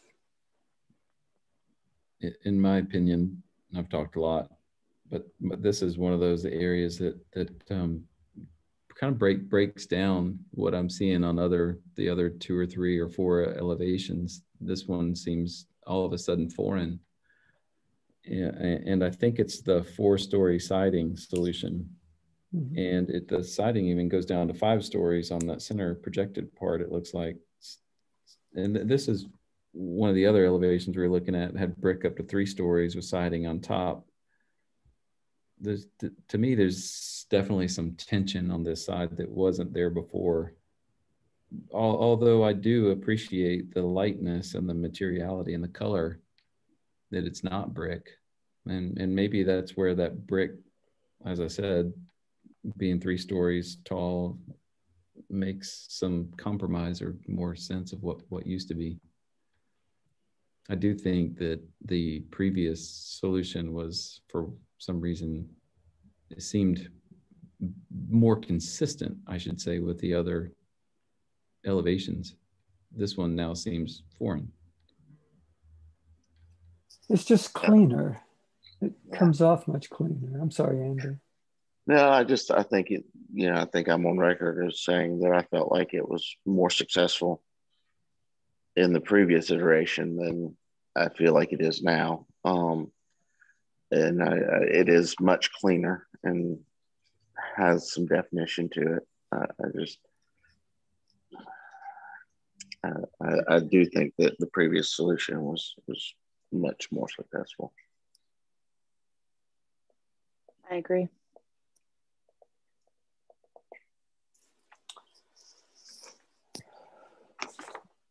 Well, I'm willing to take a stab at a motion, unless there are other comments. Go ahead, Dino. Yeah. And I say this with great enthusiasm for the evolution and continued development of this project, and many thanks to the applicant and Nathan and your entire team for this evolution. It is exciting, and I do think that this is a huge step forward as we move toward further development of all of it. I move, though, that we move for deferral with the following comments. I would include staff comments 2 and number 6. And then board comments would include to provide more information as it relates to the general services concept. For example, service for retail restaurant. How are they serviced? Where do the trucks drop off the produce, the product? Service to apartments regarding loading and unloading. When people move in, where more delineation as to how is that handled, or is Chase Street the option? Service regarding general garbage and recycling, and would really like to see more detail in that regard. Fire and emergency vehicular circulation. We've talked about the stormwater, and I know that I have no doubts you'll have a strong feel in regards to the right solution, but without going into any specific detail, would like to see more delineation on how the stormwater is going to be contained. Is it a combination of above grade and underground? What exactly might it be? Because certainly by this point, you've gone far enough in the evolution. Would like to see more delineation in the relationship between the site and the building. A conceptual landscape plan that might give us a general description of the vegetation. a site plan with key dimensions regarding building to right-of-way to sidewalks, etc. Could I interrupt, Enos? I think just an engineered site plan that shows the features, because right now the site plan really just shows the building and Chase Street, and no sidewalks, no planters along St. Andrews, just a true site plan. That's perfect, an engineered site plan. Well, if I may also, just on the landscape plan, materiality of both vegetation, and hardscape and site furnishings, and enough detail to understand these spaces. Well, this kind of, excuse me, it kind of reminds me of the multiple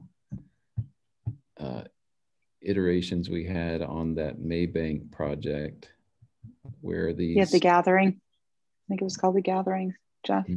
The standard. Oh, the standard, right. No, I'm thinking of the Four Corners, the one that we just did near the Town and Country. Yeah. And we yes. spent so much time on understanding its relationship to the street, and it took a couple of deferrals, and I can't. This is another one of those projects where that connection is important. Mm-hmm. Agreed. I can't understate that. We need that. Detailed drawings need to be provided that show the relationship to the street. Yeah, or even detailed concepts. I mean, right now we don't have much to go on. I want to, because we are still in conceptual, so I just want to make that clear. But yeah, I mean, some concepts, yeah. I mean, some vignettes of those areas, it's agreed. And the plan can give us some more idea of what those materials are. Sure. We're still, and Dinos is still making a motion, so I want to backtrack just to get not too out of order, so I apologize. You left off on site plan, Dinos. Do you have additional items?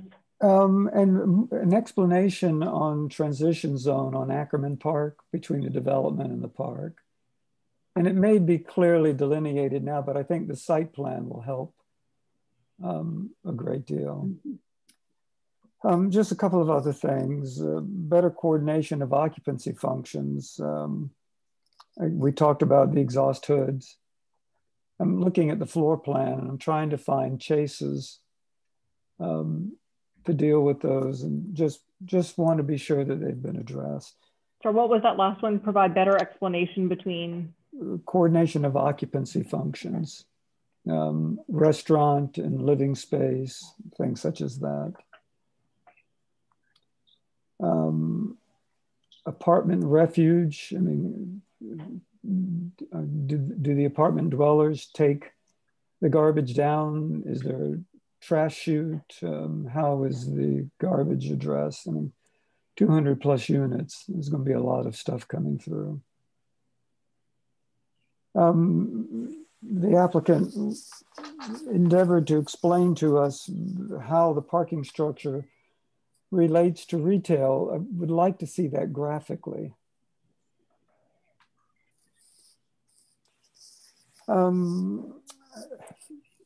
Provide more detailed information regarding the building elevations, particularly the parking structure.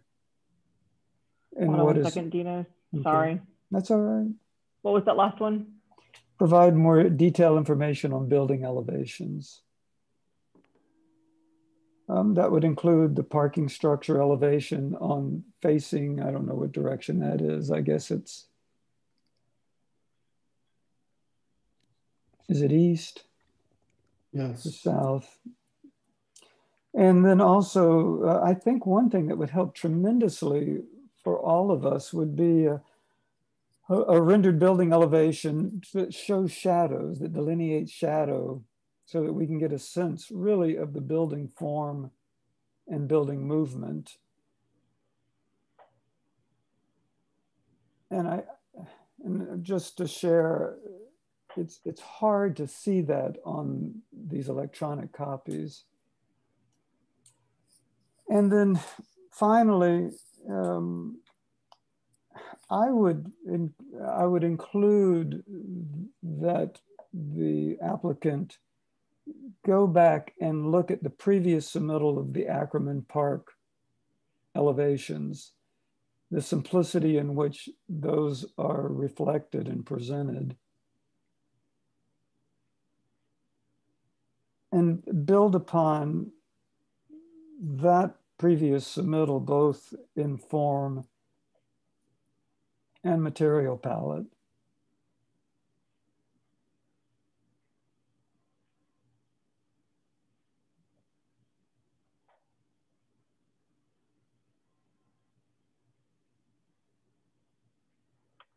Okay, is that everything, Dino?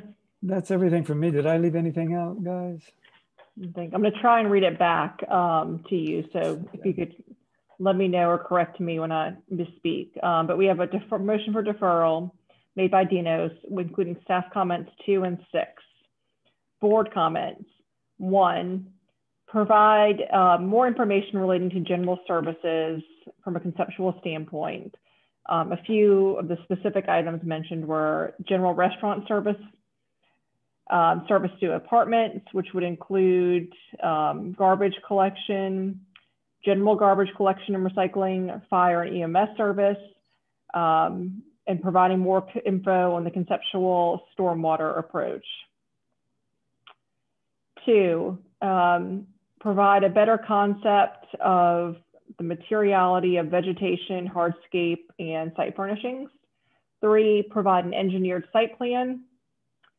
4, provide an explanation on the transitions between the project and Ackerman Park.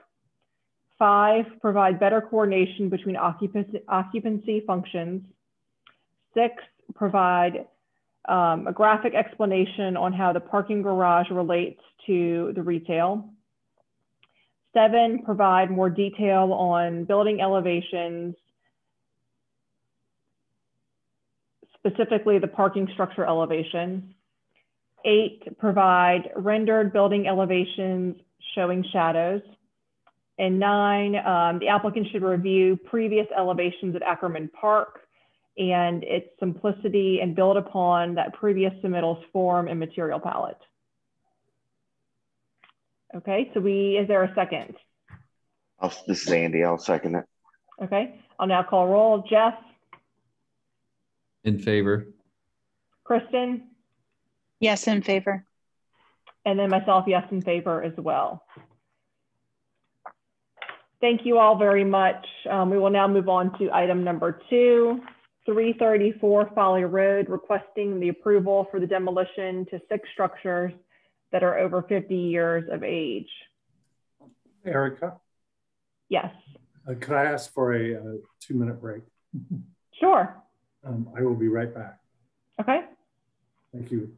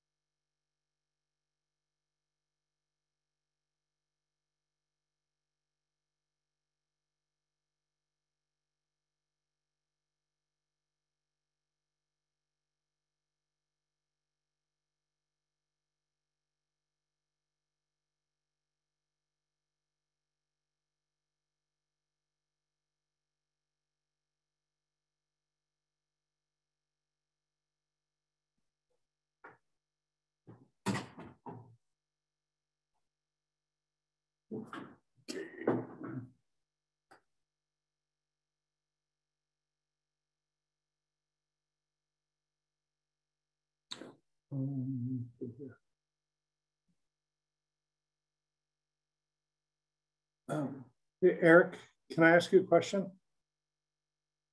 Eric Meckley.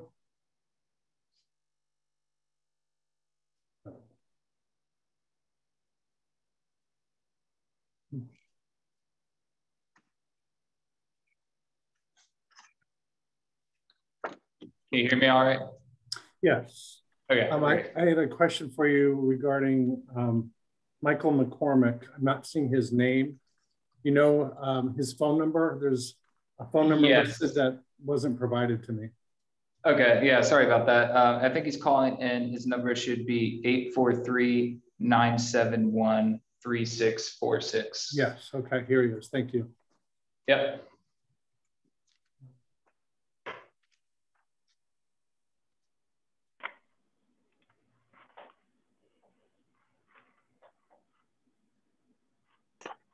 Are we ready to get started? Yes, let me. Okay, I'm ready.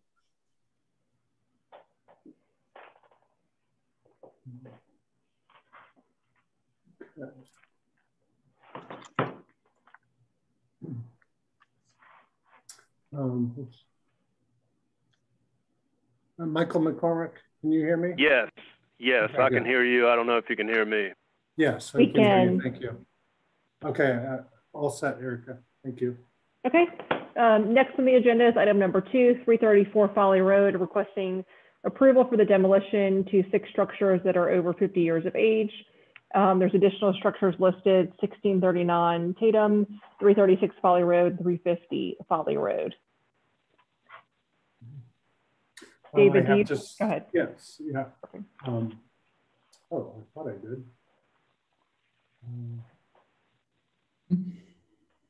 I thought I had some, I'm sorry, I don't have any context for this.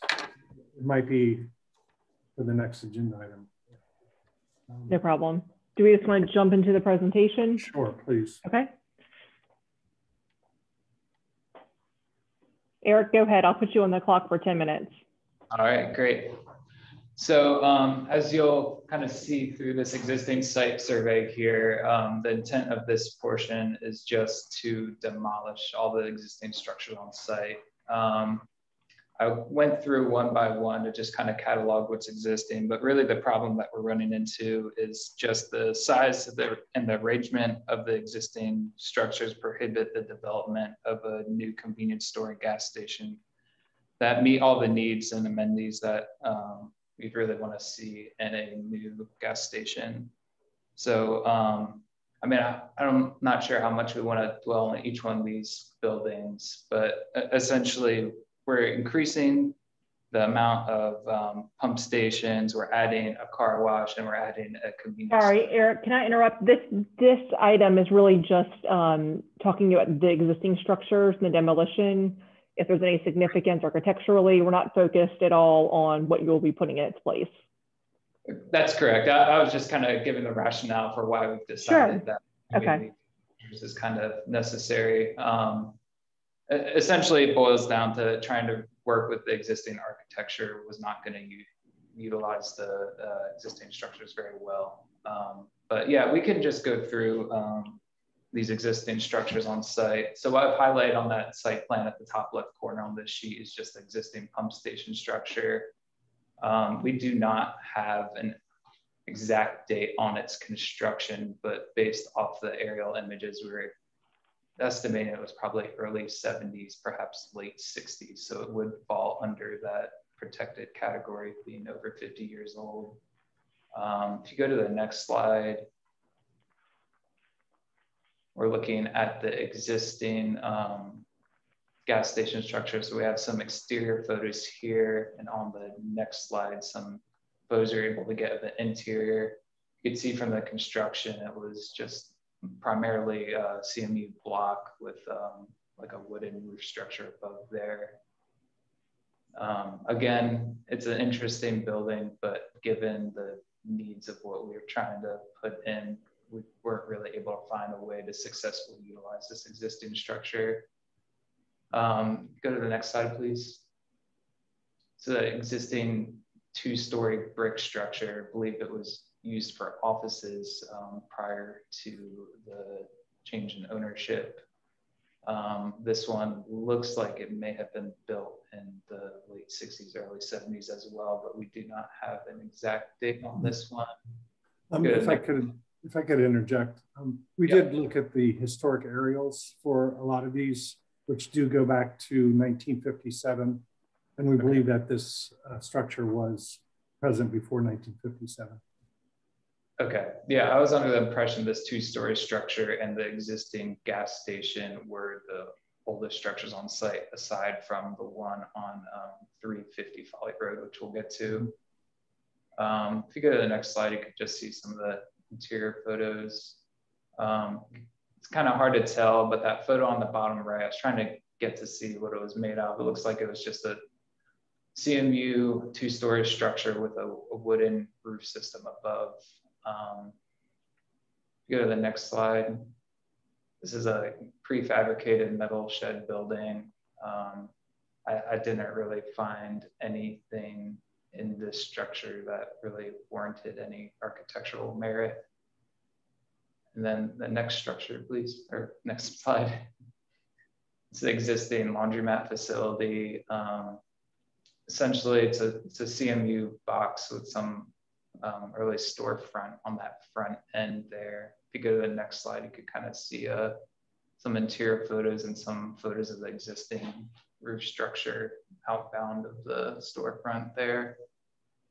I mean, while architecturally a little bit interesting, I would say it just has not really weathered very well.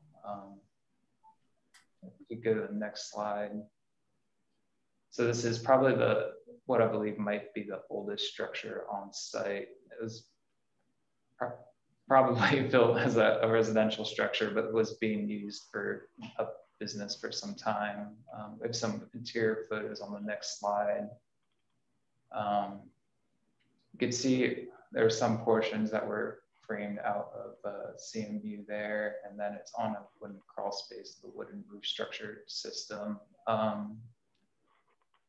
Again, it's unfortunate that the building's kind of gone into a state of disrepair, but really the reason why we're trying to demo these is to utilize the site in the most efficient way, what we believe will deliver a better architectural solution. Go to next slide. It would be the last building here that we're asking for demo permission for. So 1-story CMU shed structure built behind that residential looking structure at 350 Folly Road.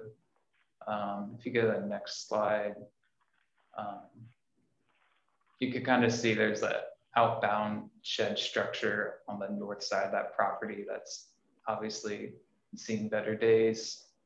I just didn't find anything worth saving with most of these buildings, which makes us feel a little bit more comfortable approaching you guys for demolition approval.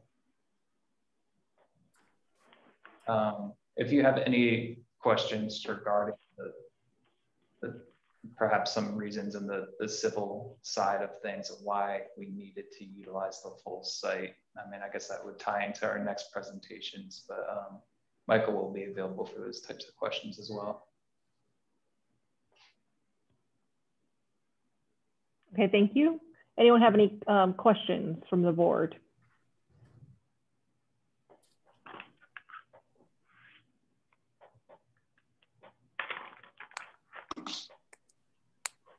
Any questions? I have one, Erica, Kristen Krause.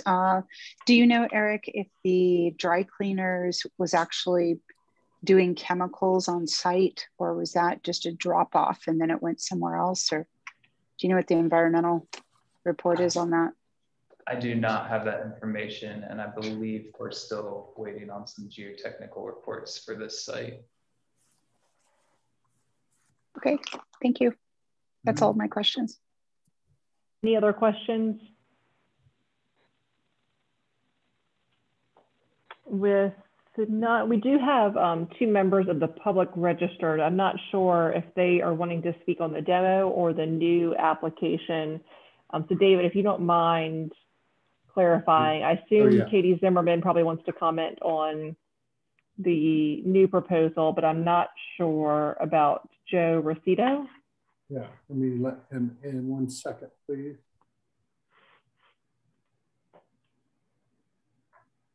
My guess is it was also on the new structure, but Joe, you should be able to speak now.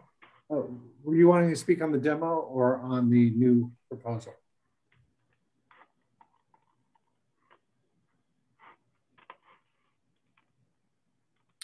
Joe, can you hear me?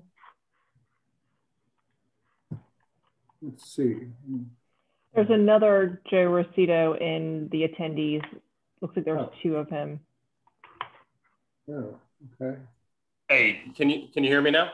We can, yes. Thanks. Working with 2 audio systems here.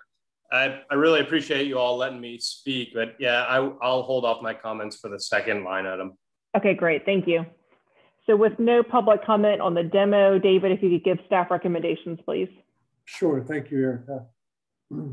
The ordinance that discusses demolition in purview of the Design Review Board states that the board should consider the following: the architectural and aesthetic features of the structure, the nature and quality of the structure, including its architectural fabric, any historical significance, the nature and quality of the surrounding area, and the structure's contribution to the overall streetscape of the area. Staff has examined the above considerations when contemplating demo for all of the structures on these parcels. We feel that these structures have little architectural merit or historical value. That, along with the condition of the structures, staff recommends approval of demolition. Thanks, David. Board discussion in the motion.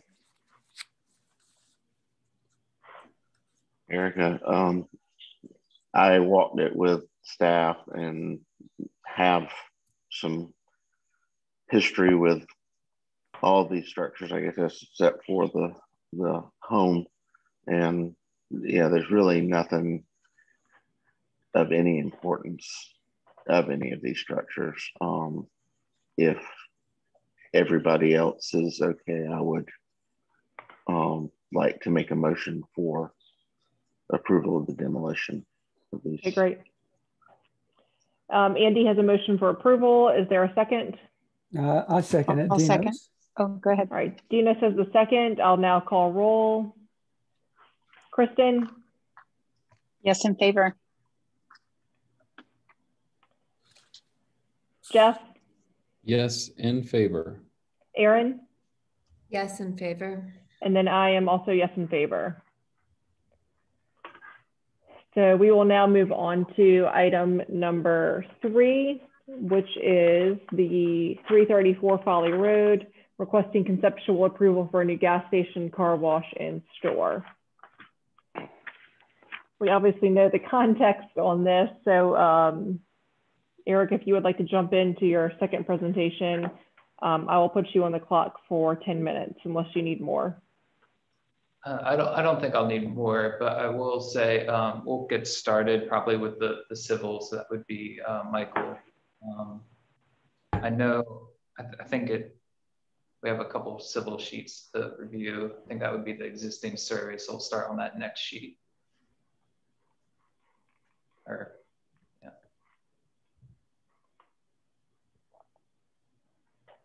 You want me to go ahead? Yeah, go ahead, Michael. Okay. Appreciate y'all's time. This is Michael McCormick with McCormick & Associates in Mount Pleasant, the civil engineer for the development.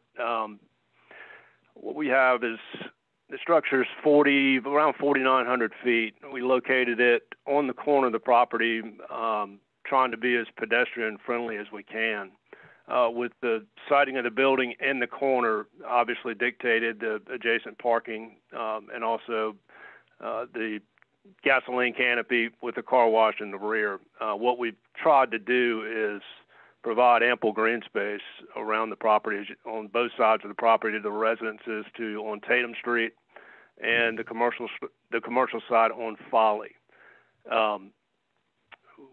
Ongoing coordination right now on my end is coordination with the county guys that are building their 12-foot pedestrian pathway down the frontage on Folly Road and tying it into the property in front of McLeod Plantation going down to the country club. So all of that's being coordinated now. We've got some handicap access issues that we've got to look into and figure out when we get into the details of it, the fine details of it. The brief history of the submittals, we've had one pre-app with City TRC, one conceptual TRC application. We're due in front of BOZA site design for 3 tree removals next month. And that's where we stand today. As far as the other engineering plans, what you have, minus some minor details, is a full set of site construction drawings. And I've taken them as far as I could for this level of submittal. Also, full landscape plans there at the end as well to give you what the landscape architect has chosen for species and things like that. That's pretty much it. It's trying to keep it as simple as possible. I'll jump in here. David, can you quickly go to slide, I think 86 should be that landscape plan on your presentation. Just so you know, it's no longer those numbers that you submitted because it's combined with the other. Correct. I think it might be 86 on the combined. Oh, I see. Thank you. Yeah, I think that might give some context to what Michael was discussing. Oh. So you can see we're really trying to situate the building towards the corner of Folly and Tatum Street, still providing a landscape buffer on all sides of the property. But you can see kind of why we need to demo the building just to get all the drive aisles far away from the intersection, while also provide some landscape buffers to beautify the site there. But I guess I'll jump into the architectural side. If you go forward to 2 sheets there. So this is our floor plan's kind of oriented. So the plan south would be Tatum Street, and then plan east would be Folly Road. So what you'd be seeing above the floor plan there would be the pump station. So I mean, it's a pretty typical gas station convenience store arrangement on the plan there, with trying to keep as much glass open to the pump station side, but also trying our best to activate all sides of the building. So you'll see along Tatum Street, which would be planned south, and along the drive aisle access from Tatum Street, which would be planned west, we're adding a porch that could be used for people getting takeout food or just wanting to relax, and also helping to bring down the scale of building as it reaches the street. We have our whole construction set as part of this presentation, so I'll ask you to just skip ahead a couple sheets to page 94 of the PDF. So we'll get into the elevations. Thank you. So that bottom elevation is what you'd be seeing from the pump station side. So that would be the south side, and the elevation on the upper half of that sheet is the elevation that is facing Folly Road, which will have a landscape buffer in front of it. You'll see on that left side of the Folly Road elevation is the end of like the porch structure that would wrap the entirety of the north and west facades. Really the architectural language that we're trying to employ here was inspired by just a more residential look of a low country style, while also trying to utilize durable materials that would be pretty maintenance free and just blend in pretty seamlessly. We're trying to be considerate of the mixed residential and commercial nature of this part of James Island. Also trying to bring down the scale a little bit and add some architectural features on all the different facades. If you jump to the next sheet there, David, we'll see the elevation on the bottom half of the sheet there is what you would see from Tatum Street. Like I said, we're bringing in that porch structure just to help bring down the scale of the building to the street. And then that elevation on the top half of that sheet is what you'd see from the drive aisle if you access the property from Tatum Street in a vehicle. Really trying to bring in some more traditional and more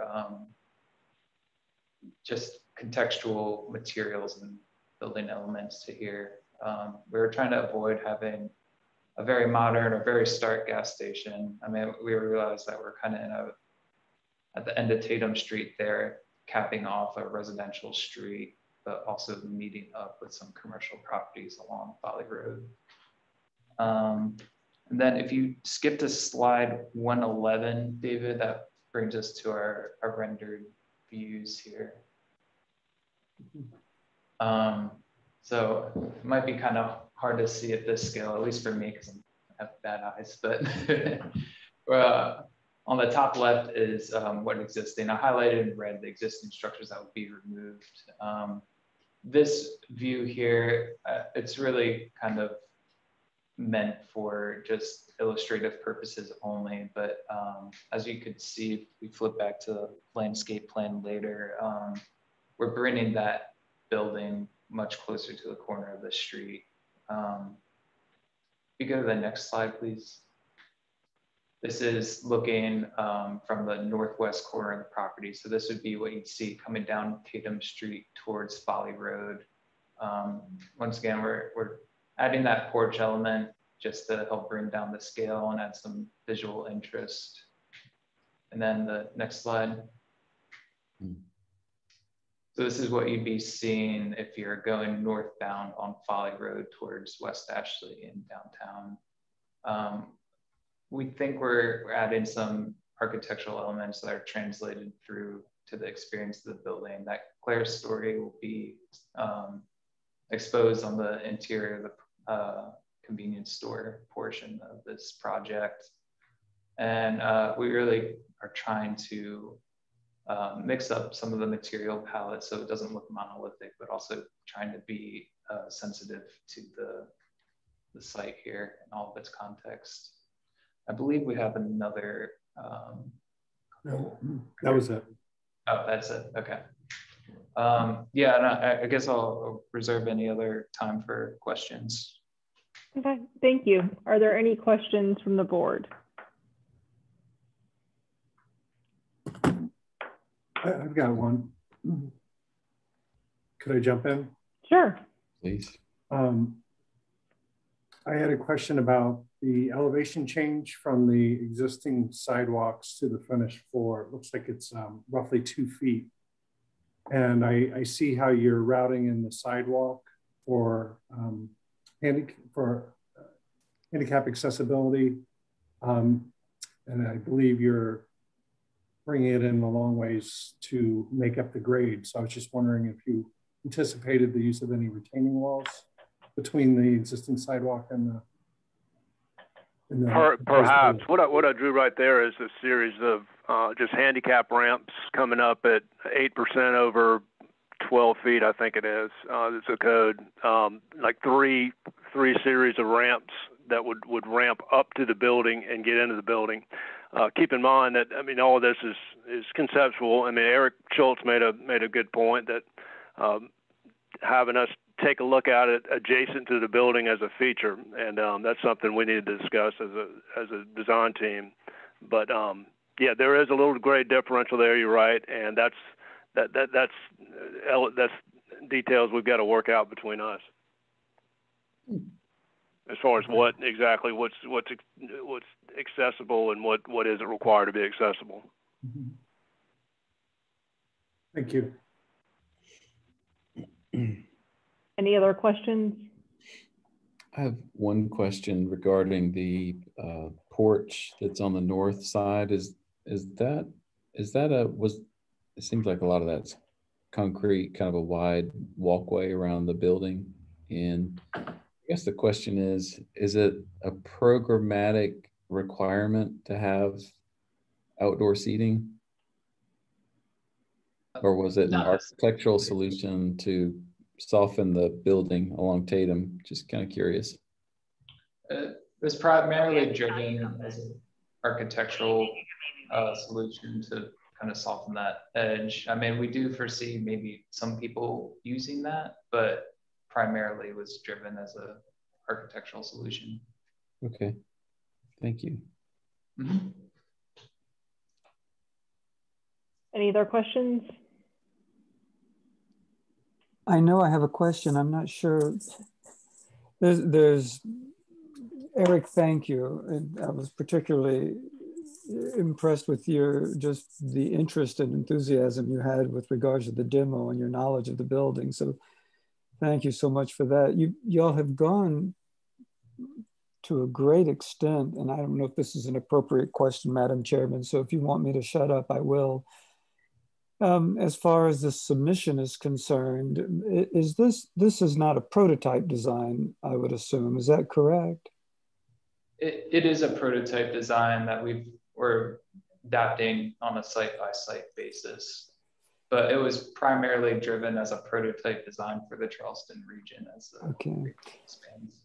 May I ask you, within a few hundred feet is one of the more historic structures on James Island. Was there no sense of contextual reference in regards to McLeod Plantation and what has become really one of the more significant and symbolic structures on James Island? I can't say with any honesty that we drew direct inspiration from McLeod Plantation, but I mean, again, we're looking at other structures in the Low Country to help derive this prototype model for the region.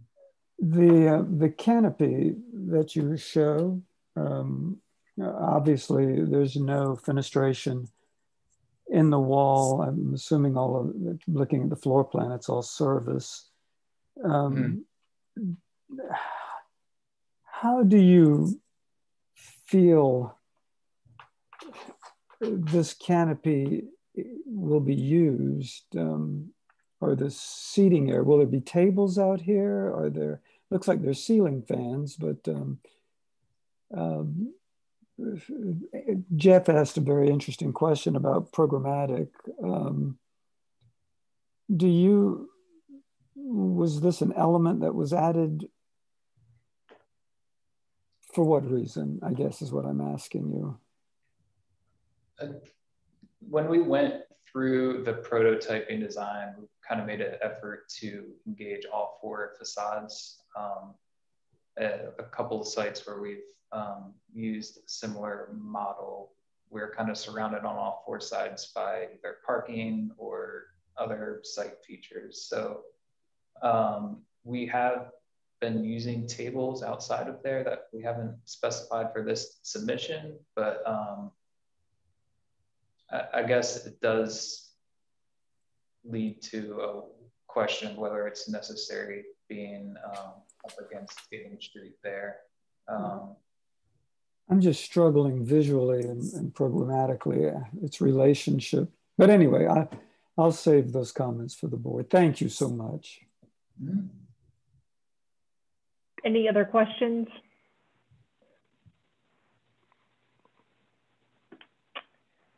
With none, we will open it up for public. Go ahead, Jeff. I have one more question. I think Michael touched on it. You had mentioned something about a 12-foot walkway. Is that the Rethink Folly multi-use path? Yes, sir. Okay, and correct me if I'm wrong. You said that was a comment from TRC that you are incorporating or will incorporate, but this set does not yet incorporate. Exactly right. What we're doing is the end of the walk is across the street at Tatum, and we are going to put in a crosswalk, continue that path with an ADA structure or ADA ramp at the corner, and then continue that 12-foot path all the way to the property line across the frontage. Super. All right. Thank you. Appreciate that. Yes. If I could add one other thing regarding the multi-use path, DRB does have the ability to reduce the required width of 12 feet. There's some other locations such as the Publix that we let them go down to 8 feet based on various constraints they had.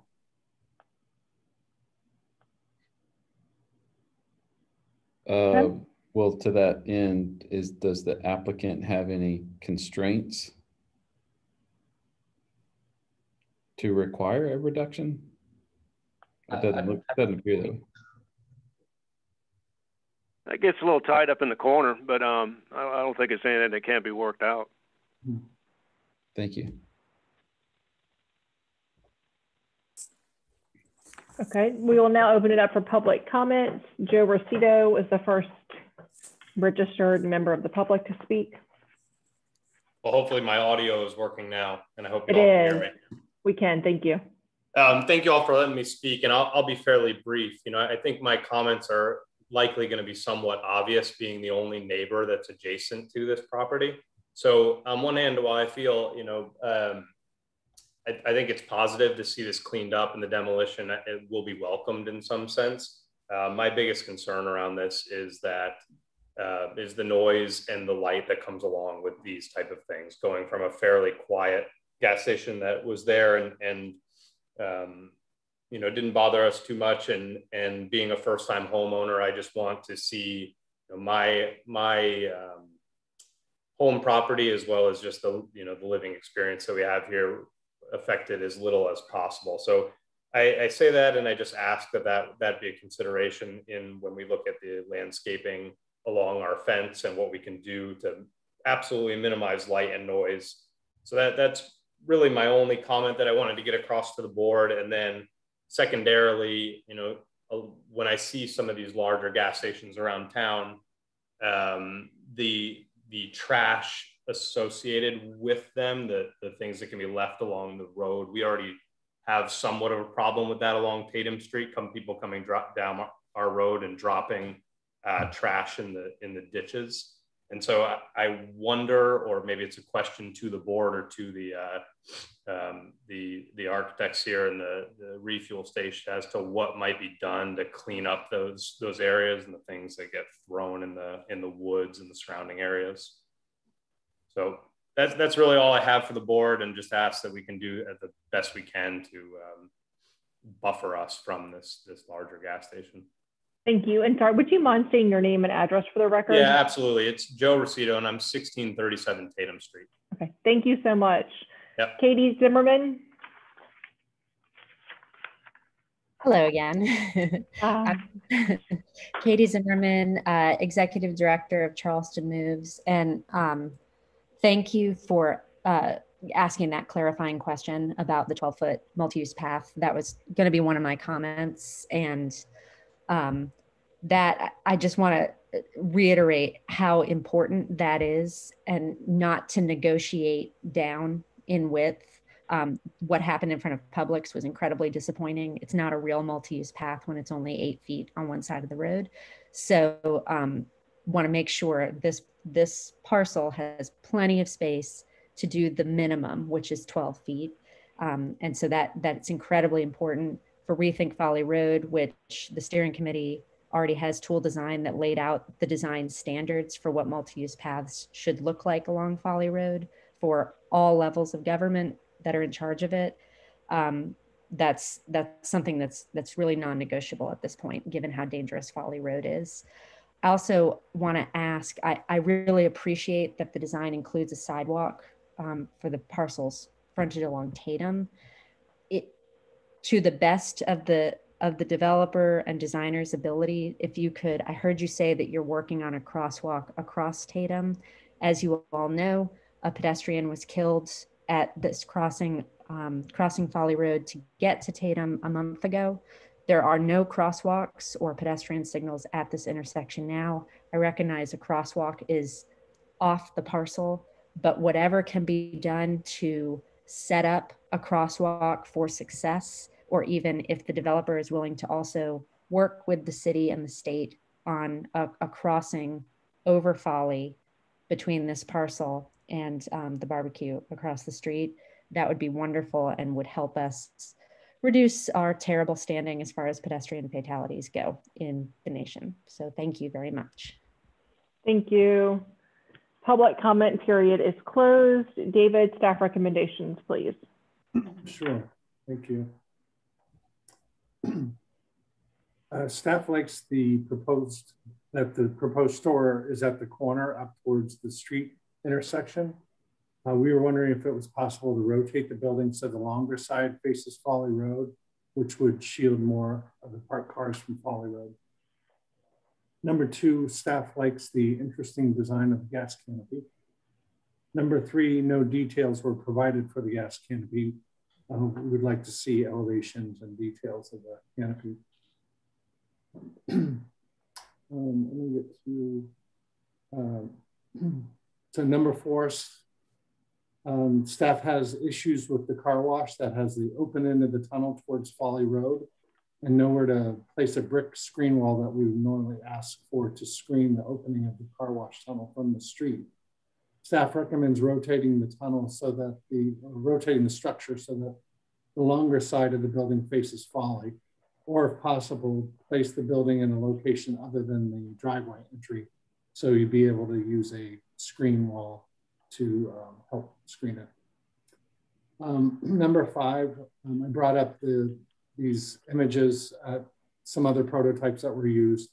And I did want to state that DRB discourages the use of prototype buildings and encourages applicants to do something unique and site specific.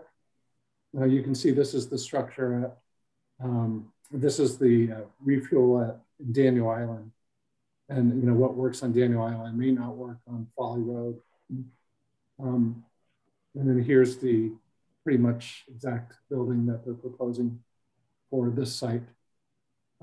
There is a refuel prototype. I did see when we were going through these images that we felt we liked a little better than the current proposal. This just has more of a low country feel.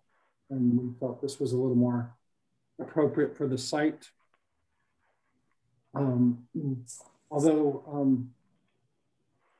So on to the next one, number 7. Staff's initial impression was to deny this building design due to its design style and it being a repeat design done elsewhere. But we also think if this building design were tweaked, it could work. Staff does not care for the brick end walls or the entry tower. They look applied and give a bookend effect.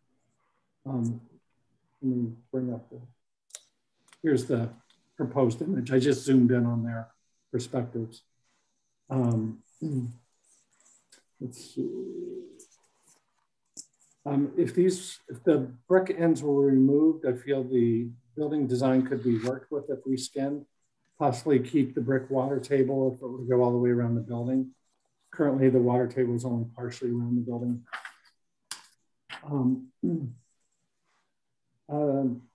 Number 8, the colors as seen in this existing store. Let me go back to this one. The colors as seen in this existing store seem to look too dark and monochromatic. If gray is one of the branding colors for refuel, staff asked the applicant to study a way to introduce complementing and contrasting colors so it's not so monochromatic. The introduction of other materials would also be a way of adding some color change. Staff recommends the roof also be a contrasting color as well. Trim elements could also be used as contrasting color. And then going back to the images submitted by the applicant, the computer 3D perspective renderings provided staff feels hurt the cause more than it helps. Please provide 3D renderings that have some closer views of the buildings, a more accurate representation of how the structures sit on the site in relationship to Folly Road. It just, as you stated, it just looks so far away from Folly Road. Doesn't look accurate at all. More views are needed to study the site and the relationships of the building versus asphalt paving versus green space to an accurate scale. Starting to show landscape and grade changes in 3D will also help the presentation and the understanding of the site. Let me bring up one more. This is an exhibit I put together. Staff asked the applicant to provide a screen wall of brick or some other material between the public streets and the asphalt areas and parking. Typically, we ask for a screen wall to be placed in a location to be able to have landscaping on the street side of the wall. This exhibit I put together is where the red would be where we would ask for a minimum 3'6" screen wall. And then the green I have up here in the corner is just a suggestion for a retaining wall that could just stop a little bit above grade. And then maybe that would change the layout of the long sidewalks as an approach to the building. Number 11, regarding the civil sheet site details, all traffic signs on your property must have a wood or metal decorative signpost painted black or Charleston green. Stop signs, if in the right of way, must remain the U-channel breakaway post. But all the other signs on the property must be the decorative post. Number 12, the roof access ladder is on the side of the building facing Folly. Staff asked the applicant to relocate this ladder on the opposite side of the building from Folly Road. 13, the support columns for the exterior porch look as if they could be thickened. At this scale, visually, they look too thin to support the porch. Also study a brick base that matches the brick used for the gas canopy columns, and consider a brick base for these columns as well. Number 14, we noticed this Dogwood Park pillar at the corner. Staff suggests getting in touch with the Dogwood Park Neighborhood Association and talk to them about how you can incorporate the existing Dogwood Park sign that sits at the intersection. Staff suggests incorporating it into the wall design that we are asking the applicant to do. And then lastly, number 15, staff recommends burying the electric lines and removing the electric poles. Staff does recommend deferral for the project. Thanks, David. Eric, do you have any response to either David's staff comments or public comments, or any clarifications that you would like to make? I will say that the staff comments are duly noted, and we'll be working to try to find a solution makes everyone here happy. And as far as the public comments, well, we've been working, or the ownership team, I should say, has been working with a neighbor to help figure out a landscaping buffer that everyone could be happy with, and maybe helping select plants that they have chosen as long as they meet the buffer requirements. And as far as the trash on the site, I mean, we can work to provide conveniently located trash cans, but aside from that, I'm not really sure if that's really in our control. Sure. But yeah, that's all I've got. Okay, thank you. We are now in board discussion and a motion. I have one question, perhaps the applicant can answer. It's relative to Joe's, the neighbor comment. And maybe if the applicant knows this, is there a fence between this property and his property? Yes, sir. Okay. What kind of fence is it? It's wooden. It's about, don't hold me to it, but I think it's 8 feet tall at least. I'm 6 feet and it's over my head. Okay. But it runs almost the entire length of his property, and from last time I was out there. Okay, thank you, Michael. Sure. Is that an existing fence? Yes, that's it what. Is. That's and, what. My yes, it was. is. And what condition is that in? It probably needs some upkeep. Can we, while we're talking about that, can we flip to the landscape plan just so we can kind of see that treatment of that property line better?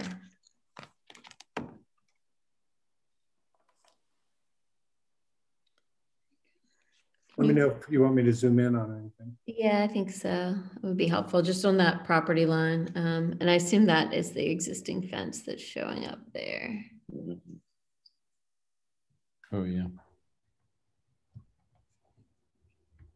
So it looks like all of the plantings are on the gas station side of the fence, but the fence is on the neighbor's property, is that right? If I may jump in, it is on my property. Okay. And it's in the front half here on the north facing section. It's a 5-foot fence. And then it does go up to, it's a 7 or 8 foot fence back to the newest property that they just purchased, just back by the car wash there. Okay, thank you.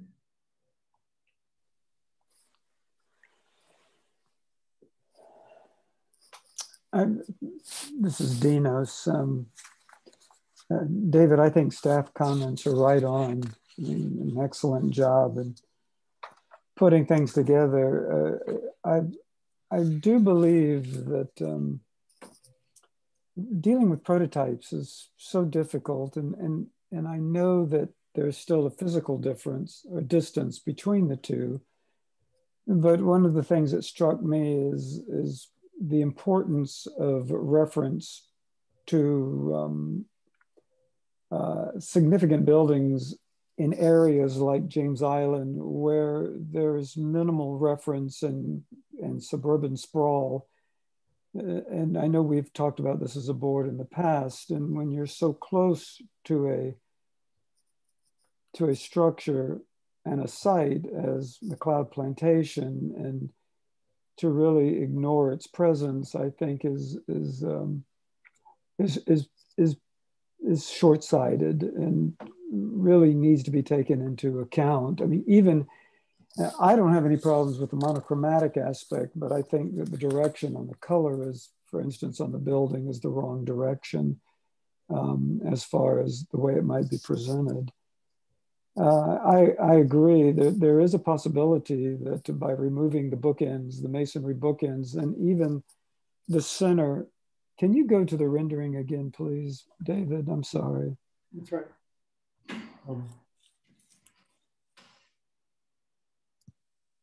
I've got some blow-ups. Yes, sir. The blow-ups would be nice there.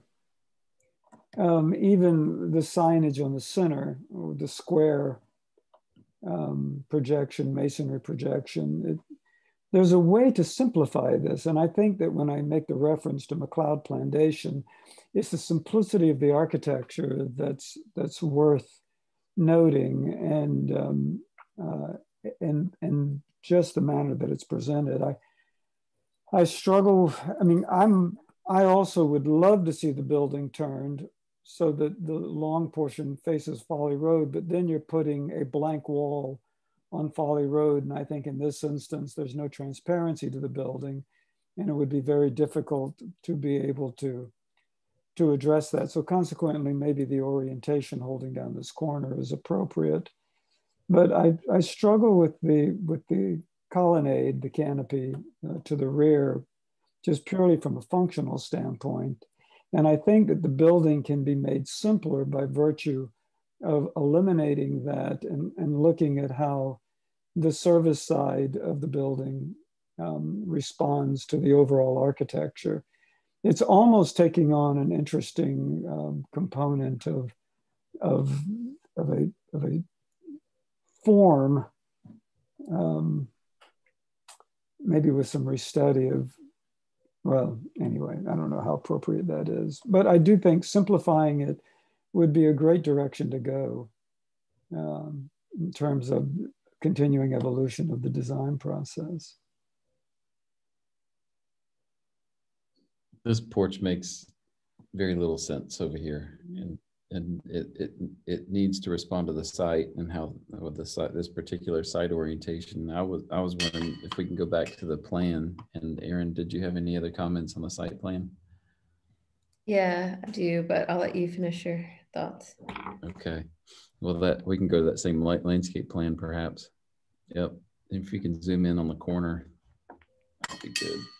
I will wonder, and this is a time to spitball and just test ideas, but I wonder, could this building shift back to the east and create a courtyard space in between the building and Folly and that could be part of the retaining wall or a site wall. If we're going to entertain the idea of people sitting here, then put them where it makes sense.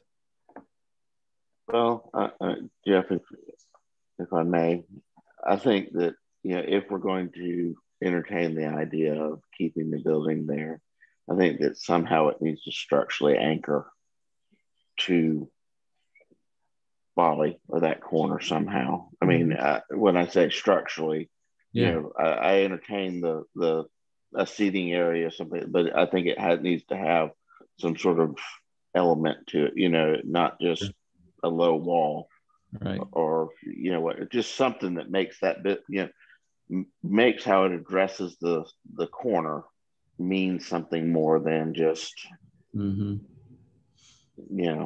then that can be a start of how it contains the site between itself and Volley Road. If I'm making myself clear, I think that it's. Yeah, I struggle all with this. Once again, we have a building that doesn't, there's more detail, but it just really doesn't relate to the site. There's really no elegant solutions that are presented. I'm sorry to interrupt, but I just, I think holding the corner is important. I just think this porch over here that wraps the building is misplaced. It would be better if it were a porch element here on Frawley that would address that multi-use path. I agree. Totally. Yeah. I agree with, I shadow Dinos's words. I think the staff comments are right on. I wonder the color palette, the editing of some of the brick elements, the color palette, that might speak more to the simplicity of the McLeod plantation structures. Just that alone would be a dramatic improvement. Not sure the canopy fits the building design. I like it, but it seems a little incongruent in my opinion. Possibly if it were on the front. You mean rotated? Oh yeah, I know this element we're just talking about on the front of the building. Yeah. I think this is what Michael was talking about too, but a more integrated approach on how you get up to the site is needed. That front corner landscape solution. I'm not a landscape architect, but it seems a little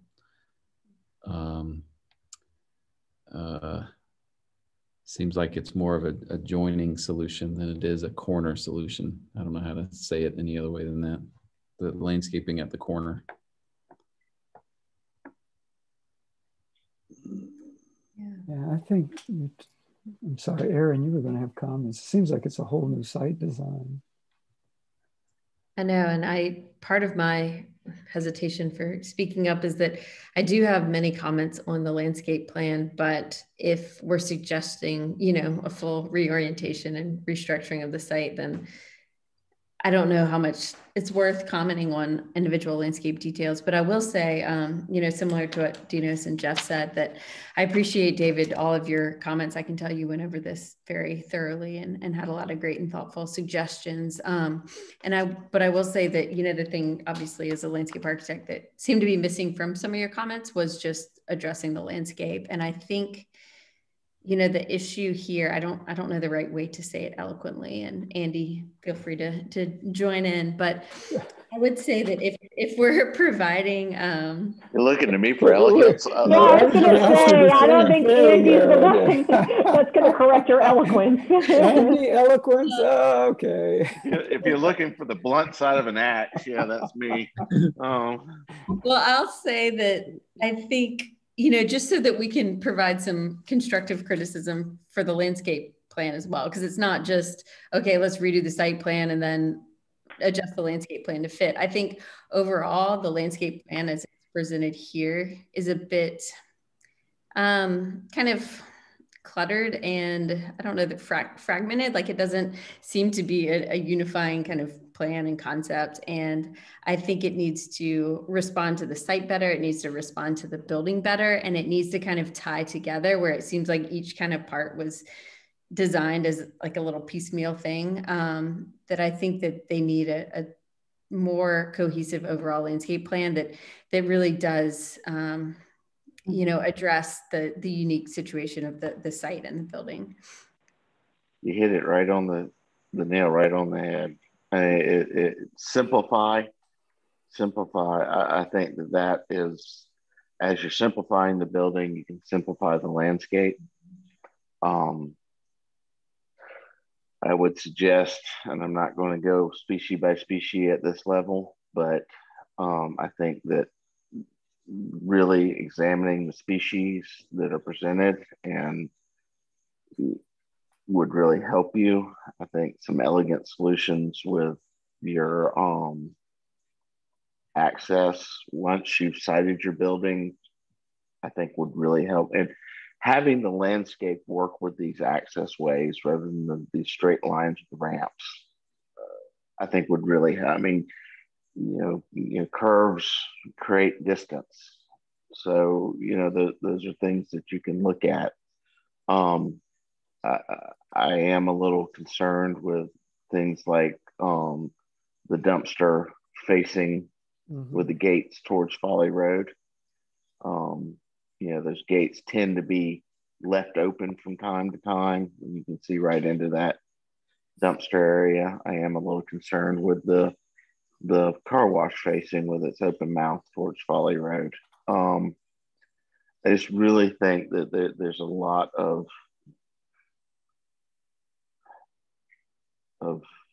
progress that needs to be made before we're comfortable with conceptual approval, or at least I'm comfortable for the conceptual approval. I don't want to speak for anybody else. I think the outdoor spaces that you're talking about, like potentially shifting that porch area, engaging the multi-use path, those should be designed not just as an architecture piece, but you know, coherently landscape architecture and architecture kind of informing each other and creating an outdoor space. Instead of, you know, architecture and then just come put some bushes around it. You know, I want to make sure that they're designed cohesively. That's correct. I'm looking at oh, go ahead. Looking at the floor plan here, just to, it might work to flip the floor plan if we're going to shift the building to the east. If you flip the floor plan, they'd have the kitchen and the restaurant activating Folly. Go ahead. Sorry. No, I was just saying, and you know, also engaging your edges instead of it, you know, just being, you know, something was hammered into me is that nature abhors a straight line. And we have a lot of straight lines in the landscape and the site plan is, let's use the landscape to soften your edges. And I think, as Aaron says, and I think we've said it on many projects, is the landscape's not an afterthought. The landscape is part of your design solution, and your building needs to work with the landscape and vice versa. David, I'm just curious. You indicated that there was the initial reaction was for denial, and sometimes denial best serves the applicant. What convinced you otherwise? Well, I was looking at the building they submitted, and I was envisioning the brick end walls coming off and changing some colors, and I thought maybe deferral would possibly be okay as well if we wanted to work with the building that they've submitted. But I agree, if you know, maybe it's not my place to say now, but no, I understand. No. I'm just wondering if it might provide Eric more possibilities in dealing with his client to get a much stronger and better solution that's applicable to the site. So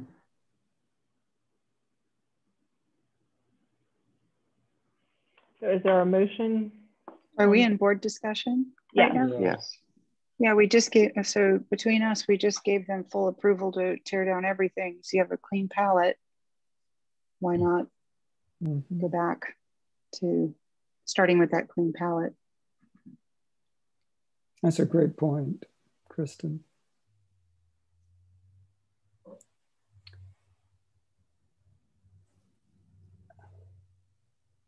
Well, again, I think we know the wonderful aspect of all of this is knowing the quality, the design quality of this firm, the applicant, and knowing that they have significant capabilities of addressing this based upon everything that we've said. I mean, I know it's late.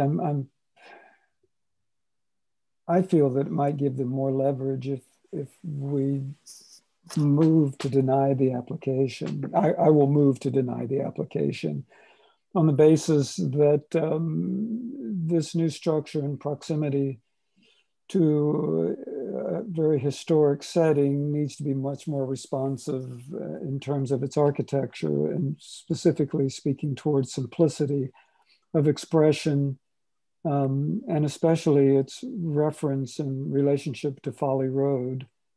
Can you slow down and say that one more time, Dino? Sorry. Sorry, boy, I was on a roll. You were. I got about a third of it. I'm sorry. It's like a phone number. You got to get it all out at once. Yeah. And then asking to repeat it. And Yes, that's quite all right. I don't possess the eloquence of Andy, so just bear with me for a moment and I will get there. That we ask the applicant to go back and look at the local historic references in terms of of the simplicity of its architecture.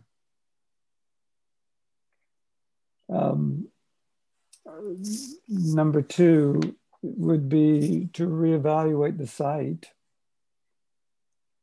in terms of the placement of the car wash and all the issues, items 1 through 15 that staff noted. We want to include staff comments also, Dino? I guess that would be good. I'm struggling with staff comment number 8. I don't think necessarily a monochromatic structure is a bad decision if there's a strong relationship to again what we're talking about of keeping a very simple solution. So unless the board disagrees, I mean, specifically what I wrote is 1, 3, 4, 5, 7, 9, 10, 11, 12, 14, and 15. So no, just to make sure I'm clear, we're excluding 2, 6, 8, and 13. And 13, yes, ma'am. Okay. So you have a motion for denial with staff comments 1, 3, 4, 5, 7, 9 through 12, 14, and 15.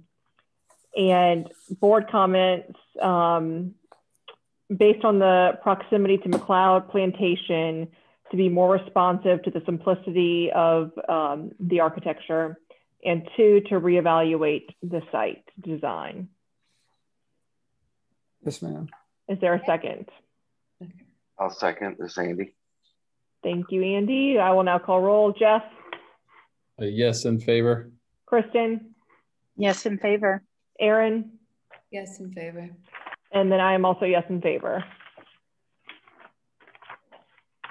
And now we will move on to our last item, which is the approval of the meeting minutes from March 1st, I believe. Move to approve. Does Andy? Move to approve. Yeah. And Kristen, are you seconding it? Yes. Yes, ma'am. Okay. Thank you. Call roll. Dinos? Aye, yes. Jeff? Yes. Erin? Yes. Thank you. And I am also yes in favor. And we are done. Thank y'all. Great. Thank you. Bye, you guys. Yep. Can't wait. See you later. Love to see you guys. Thank you. Bye, everyone. Thanks. See you guys soon. Bye-bye. Yeah.